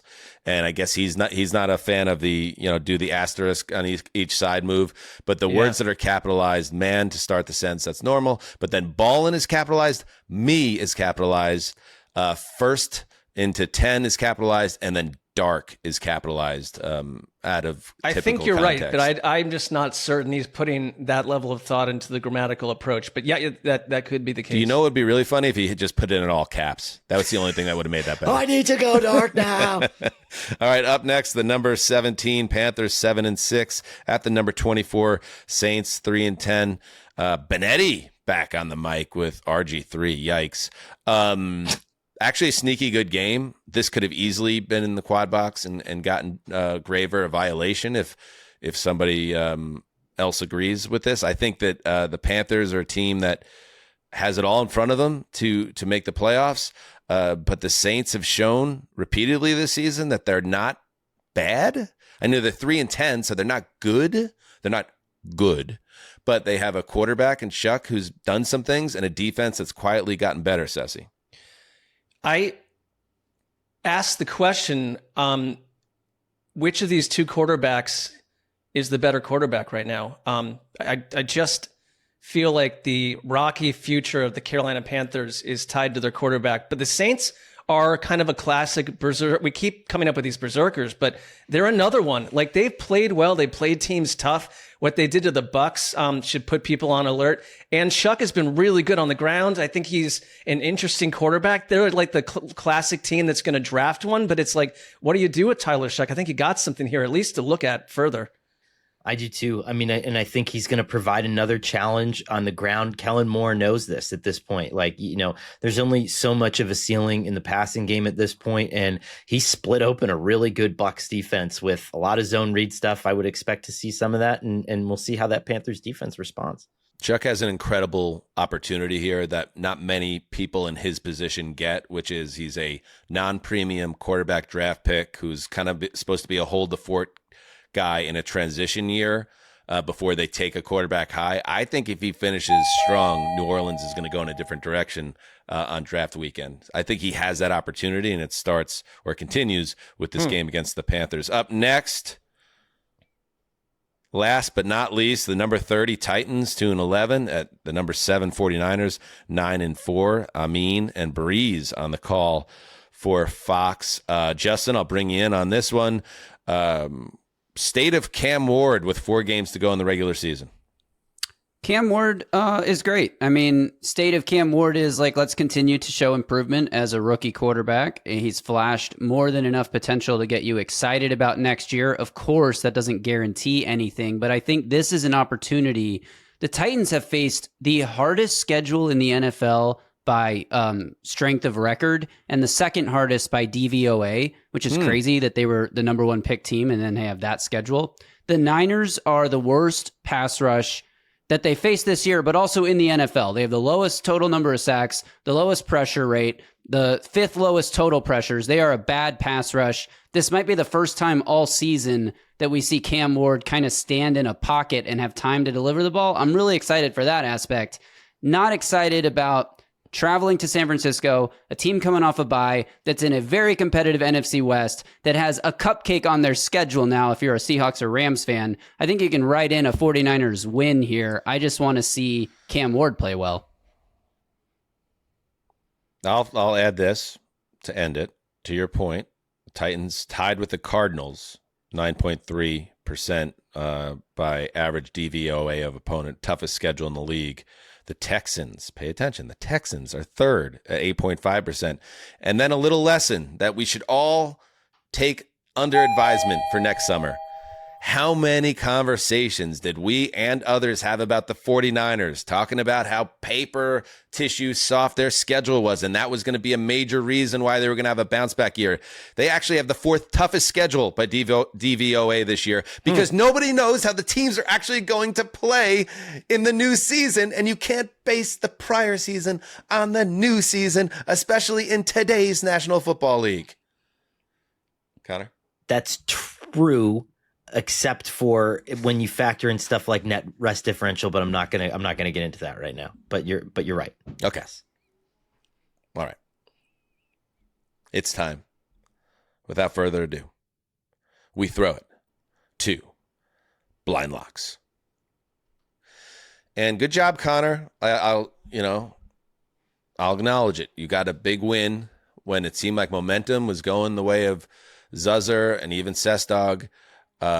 You picked up a game on both of us. And now as we head to the final stretch, you're at 9-5, alone in first place. Tugboat at 8-6. Mark and Justin tied at 7-7. It's winning time now. And with that said, get us going, Connor. Blind Lock, week 15. All right. Let's see the games here. Don't choke. Oh, boy. Like Kathy Ireland lining up for the 42-yarder to win the big game against State. Pipe it. Pipe it, baby. All right. I don't remember how that movie ends, but. Oh, boy. They win. Bacula gets the girl. Bacula always gets the girl. When's the last time you got the girl? How far, what's the spread that we have to get under? It's 5. Under 5. It's 5, and if the spread is 5 or higher, it doubles. Come on, we know this by now, Connor. I know. Stop. I know. You're just buying time. Everybody knows what you're doing. Yes, I know. We're getting close to a violation. All right, I'm going to lock the Rams. Ah, good. Thought you were going in a different direction, which wouldn't have helped me. Against, for the audio audience who can't see the board. Oh, the Detroit Lions. But my in the attempt here is that you got to tickle that edge, and I'm hoping it's like a 4.5. You know what I mean? Tickle your edge. Yeah. Yeah. You're worried about it being 5. I'm worried about it being 5. I think you'll be okay. I don't think it's going to be 5. We'll see. I don't know. We've been surprised before about where the money's going in Vegas. I got banged last week as an example on a situation like that. I'm going to go with one, and I believe in my bones. And, he's my favorite player to watch. And people are sick of hearing it, but Joe Burrow, man, he's the best quarterback there is. And he's going to keep the Bengals on the outskirts of the AFC North chase by handing the Ravens another loss in Cincinnati. Give me the Bengals. Definitely under 5. I'm going to go. I kind of hate this, but I'm going to, because this feels like I'm going to be having a terrible Monday night, but I'm going to go Steelers over Dolphins. That will just be a calamity if I lose that. But. Okay. Sizzler's going to be living and dying. It's a great pick, though. I really do like the pick, but I know that you like, if it was up to you, you'd take the Thursday team every week. I like to get out of the way. Yeah, we know that. Yeah, so you got to sit with it for the entire weekend. Okay, Justin? I will take the Green Bay Packers to hand a dose of reality to the Denver Broncos. I just think the offense is going to struggle to get off the ground, and if the Packers get off to a fast start, they could just bury the Broncos. I know they came back against the Giants. This is a different team than that. So give me Green Bay over Denver. Okay, I'm just going to make one last comment before we reveal the spreads. Is there any way, Sessler, that you could be in a little bit of trouble here? That the desert and the money is all going toward the Steelers because everyone feels that the Dolphins suck deep down, and especially in cold weather. Could that game sneak to 5 and all of a sudden you got to cover double digits? Let's see. I think it could be close. You could be right. Like you're putting something into my mind that I don't want to comprehend. I'm just going to say, I think that's going to be 4.5 or so or something, or 3.5 at least. I think you could be in a little bit of danger there. Let's see what happens. Yeah.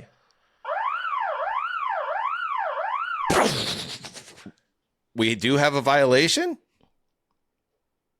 Not yes, look at the Rams line, baby. Oh, yes! Yes! Oh, baby! The Rams by 6! They got to cover 12! Connor's screwed! Is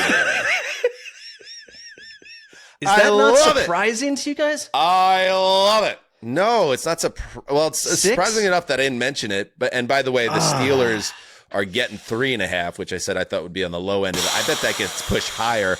Once people see the weather in Pittsburgh by Monday, I bet that's 5. But we lock it in now at 3.5. Exactly. What a 6 points this the game Rams are getting. Wow. I should have locked the Bills. Shit. And the Ravens almost impossibly are actually giving 2.5 points. People aren't even paying attention to what's happening in the AFC North. Just gamblers that just don't even know what's happening in our league. God almighty. Where's Gravy? Gravy, you went fine. Denver? Yeah. No, Green Bay I took. You took Green Bay on the road. And they're laying 2.5. That's interesting to me too. This is bullshit. No, that's exactly what it needs to be, Connor. That's exactly what it needs to be. You need to suffer the pain that I did. And because you know what's going to happen to me. No, you know what's going to happen now? You're going to have to live with it, because the worst thing was with me with Buffalo and Cincinnati last week. They had that fakakta spread, and then I had to double it, and I lost because of it. You're gonna watch those Rams win by 7 to 10 points, and you're in your heart going to say, this is exactly what I thought was going to happen, and still lose. You know what it's going to be, and I can almost guarantee it now, is like there's been such this this whatever tailwind of positivity over the new Rams kicker, and he's going to miss like a fucking extra point to put them up by 12. Ooh, thicker kicker? What I mean? Yeah. Mevis? That's what's going to happen. Or they win 35-20. I don't Best know. team in I don't know, football. man. There's that. Look at that Jets-Jags spread. That is 13.5. 13.5. It crossed my mind this morning because I think the Jets are going to get waxed like 28-3. But even if they got beat 28-3, just to give you perspective on that wouldn't cover in our game. Because you got to win by 27 points. Yeah, well, no one was going there, but yeah. I almost did. I seriously did. I 13.5. I would have never thought that. Wow. Well, I should not have mentioned that during No, I wasn't going to, because I knew I would have. I thought I was going to have to cover 21 in that spot, and that made me too uneasy. But instead, it's 27. Holy shit. They might even do that. All right. And no respect for Phillip Rivers. The Seahawks favored by 13.5. And also Vegas, no faith in the Philly collapse. Eagles favored by 11.5. Yeah, well, we all see what's going to happen with the Eagles. They're going to win 3 of the last 4, and everybody's going to feel like they're good. Good? It's based on the Raiders. Or as much very as the Eagles, good? Or great. By the way, Gravy said that Cam Ward was great. He said great. Some of the numbers around him compare very unfavorably across the spectrum of past draft busts, but you say great. I mean, those numbers are fakakta. Oh, BS. yeah, I bet. EPA is a team stat, and the Titans are a very bad team. EPA is crumbling before our eyes, and I'm so excited about it. It means nothing. You know what He's it stands had a couple for? little great moments. A couple moments. The little moments. And like, what else are you asking for? Not for... There is a difference, though, Ceci. I believe you'll agree with me, between great moments and great. Yes. Agreed. Jaden Daniels as a rookie. Great. Cam Ward. Great. Moments. All right, we take a break, and then Thursday Night Football, baby. All right, we are back now. Time to close out the show with the first game of Week 15, and it was a Thursday Night Football back-and-forth corker. And one of the bigger collapses you'll see all season. Hit it, Justin.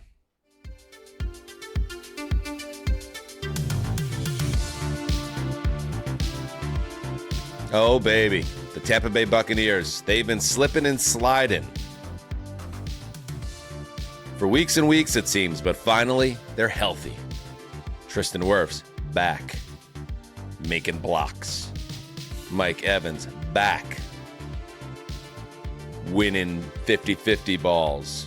Chris Godwin, back in the end zone.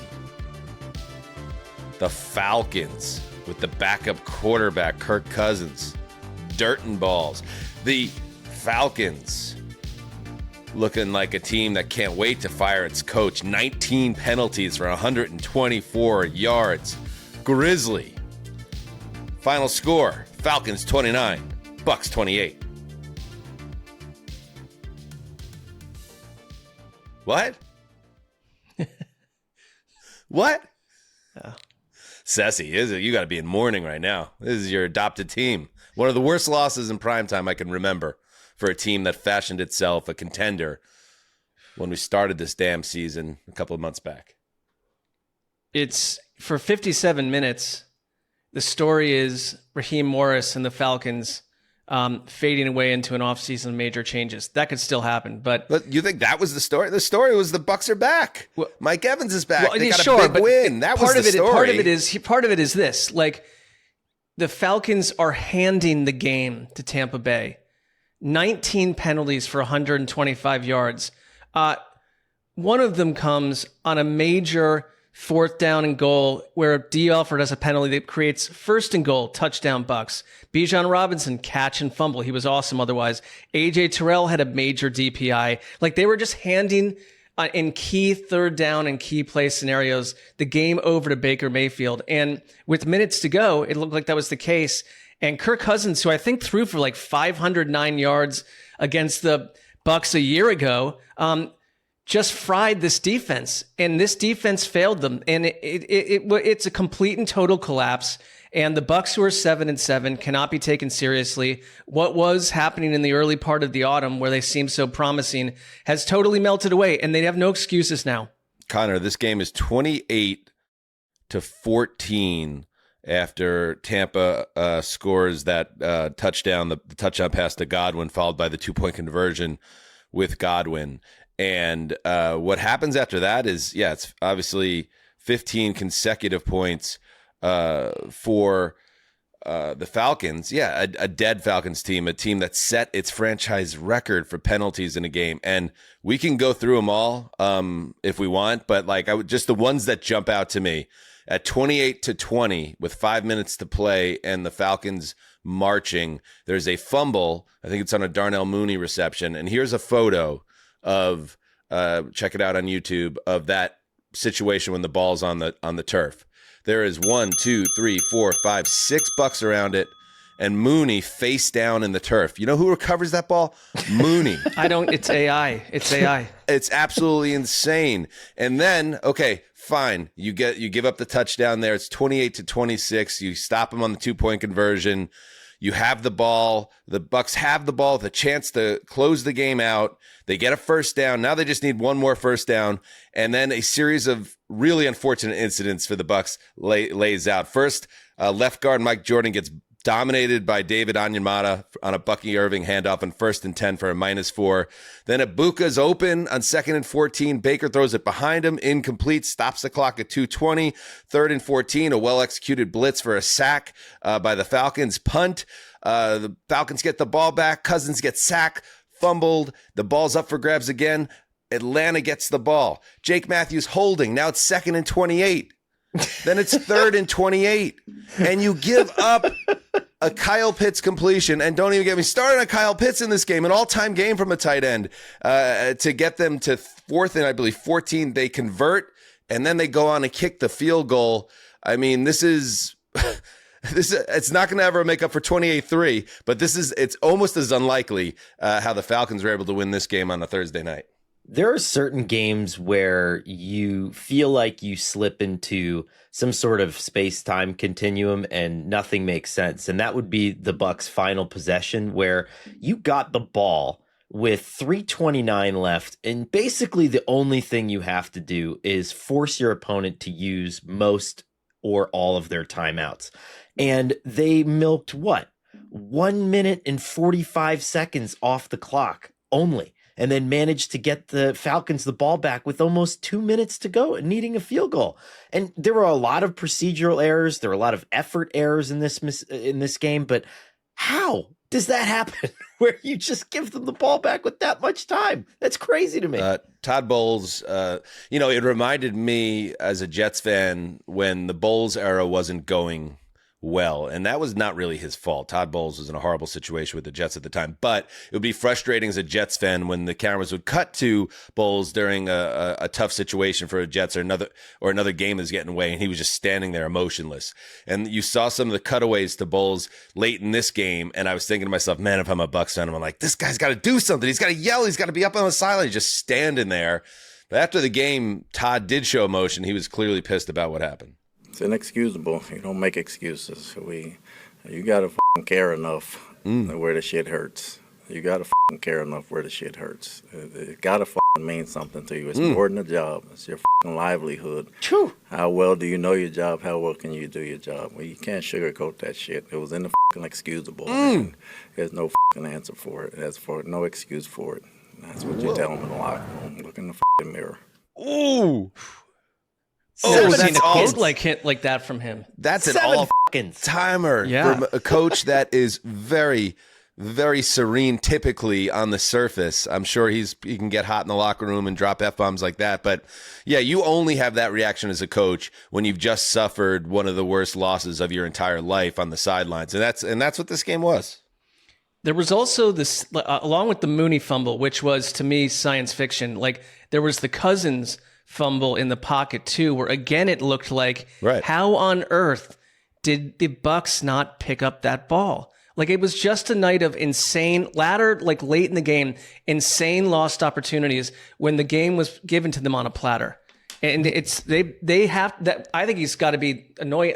He's that annoyed, understandably, because you took the game away from yourself. And like the look on Baker Mayfield's face, as well as Kirk Cousins and the Falcons were ripping down the field at the end, inexplicably. Mike Evans, too. Evans is back. He's having this great game. He's back. He's well over 100 yards, and he's shouting and yelling on the sideline because they all see what's happening. It was like a car crash, and they could not get out of the way. Kyle Pitts, I screen captured his box score in this game, which ends with, oh my God, Kyle Pitts, first round bust of the Falcons, or so we thought. Maybe he still is, but he goes 11 for 166 and 3 touchdowns. My buddy Bob of Throwback Pod fan, he's in the fantasy playoffs in our league. I'm not against him, but I was tracking this. He had Pitts on his bench. Anybody that had Kyle Pitts on their bench in fantasy tonight, our thoughts are with you, because the only people that are more frustrated than Todd Bowles right now are Kyle Pitts fantasy owners who left 11 for 166 and 3. That's 40 points in my league on the bench. That's an all-timer as well. This is a funky game and a funky season, boys. But you know why they did until tonight? They looked dumb tonight, but it's like there was like Pitts was on my fantasy league's waiver wire. Yeah. It's that's who he's been. He's been a point of frustration. Then this happens. He never had 100 yards in a game, I think, until this, and he had it by the first half. And he's the first tight end. There's some crazy ass stat. He's the first tight end. Kyle Pitts again. Kyle Pitts is the first tight end with 150 plus receiving yards and 3+ receiving touchdowns in a game since 1996, when the Cowboys won the Super Bowl last. Okay. What else you got 2025 NFL season? Because we're ready for anything now. Phil Rivers is back. Kyle Pitts is God. Everything's possible. Any other thoughts on this game, guys? The Bucs were 6-2. This is a disaster. I don't know if it gets your coach fired, but this is a disaster. That did cross my mind. And by the way, check out Connor's piece, because I think it's really one of your calling cards, Connor, is your column you drop every year about the head coaching carousel and who's on the rise and who to keep an eye out for. I'm already seeing Orr getting aggregated everywhere. Ugh. For better or worse. Yeah. And I thought that to myself, Mark, too. Like, Bowles, if they end up not making the playoffs here, this could be the night that got him got. And we'll see. They still have plenty of time. It's not like the Panthers are gangbusters. The Bucs winning this division and getting a home game, certainly within the range of outcomes. But there are a few losses that sting more like this one, like an island game against the division rival that you have wrapped up and somehow you let it get away. Yeah. I have one last thing before we sign off. Al Michaels' game-winning call was disastrous. Oh, okay. That's fair. I love Al. I'll defend Al forever and ever. But this one is a tougher one. Let's listen in. Gonzalez, Bradley Pinion to hold it. And the kick is just inside the left upright. And there's a little celebration going on in Charlotte, North Carolina right now. It might be time, Connor, to introduce just a few vegetables to the diet. You could just hear the hard punch of Al just clocking out for the night. And it's just like, you know what? I did it. They said 3 hours, and I did 3 hours. And I'll just add this. Thank God we had Butterworth on tonight, because added to this complex equation now, 3 steps, not a touchdown. Half an ass, a touchdown. We still don't know what a motherfucking catch is in 2025. Hey, 1 cheek equal 2 feet. That's just a rule. But it's not even the full ass. Like, that's 1 cheek equal 2 feet. Butterworth clearly an ass man. It's not even the full cheek. It's just like half of his ass. That's it's it, buddy. Crazy. Just neat. An ass hair. An ass. Yeah. Literally an ass hair touches that turf before his elbow. Isaiah Likely now just needs to catch everything on his ass. It's the only way. I can't believe the Bucs lost that game. You got to be freaking kidding me. It ruined it. Nothing stands on these things alone, but it put me in a bad mood. It's a terrible. How the game felt like to me. You ever, you're playing with your cousins when you're younger. It's like the older cousins are playing a wiffle ball game or a football game or basketball, and then the younger shit cousins come in. They're like 5 or 6 years old, and then their mom and dad's like, oh, can they play? And we're like in the middle of a real game. And then we have to go, all right, okay, give them a couple layups, or let's pretend we're running a play and throw this little shit the ball, just to make them feel like they're part of it. And then, okay, now they can go off.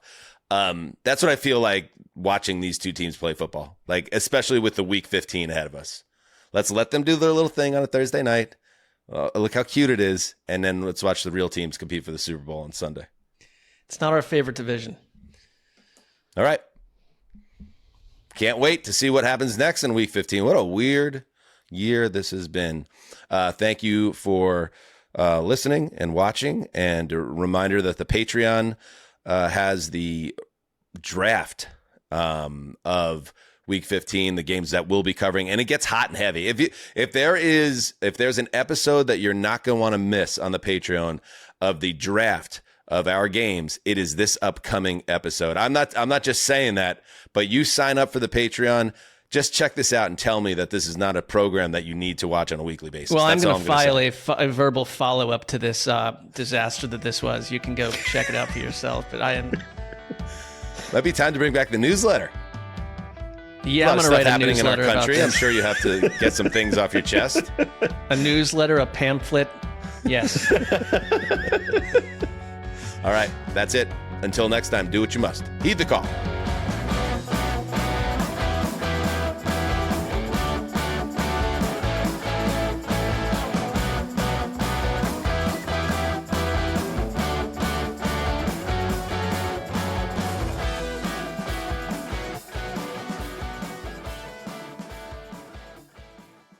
Nationwide is so much more than a great insurance company. They're one of America's largest financial services companies. Like how I'm more than just Peyton Manning. I'm also motivating Manning.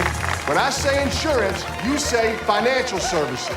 Insurance. Financial services. Insurance. Financial services. Now when I say nationwide, you say is both. Nationwide. Is both. Nationwide. Is both. For your insurance and financial needs, Nationwide is on your side. Nationwide Investment Services Corporation, member FINRA, Columbus, Ohio.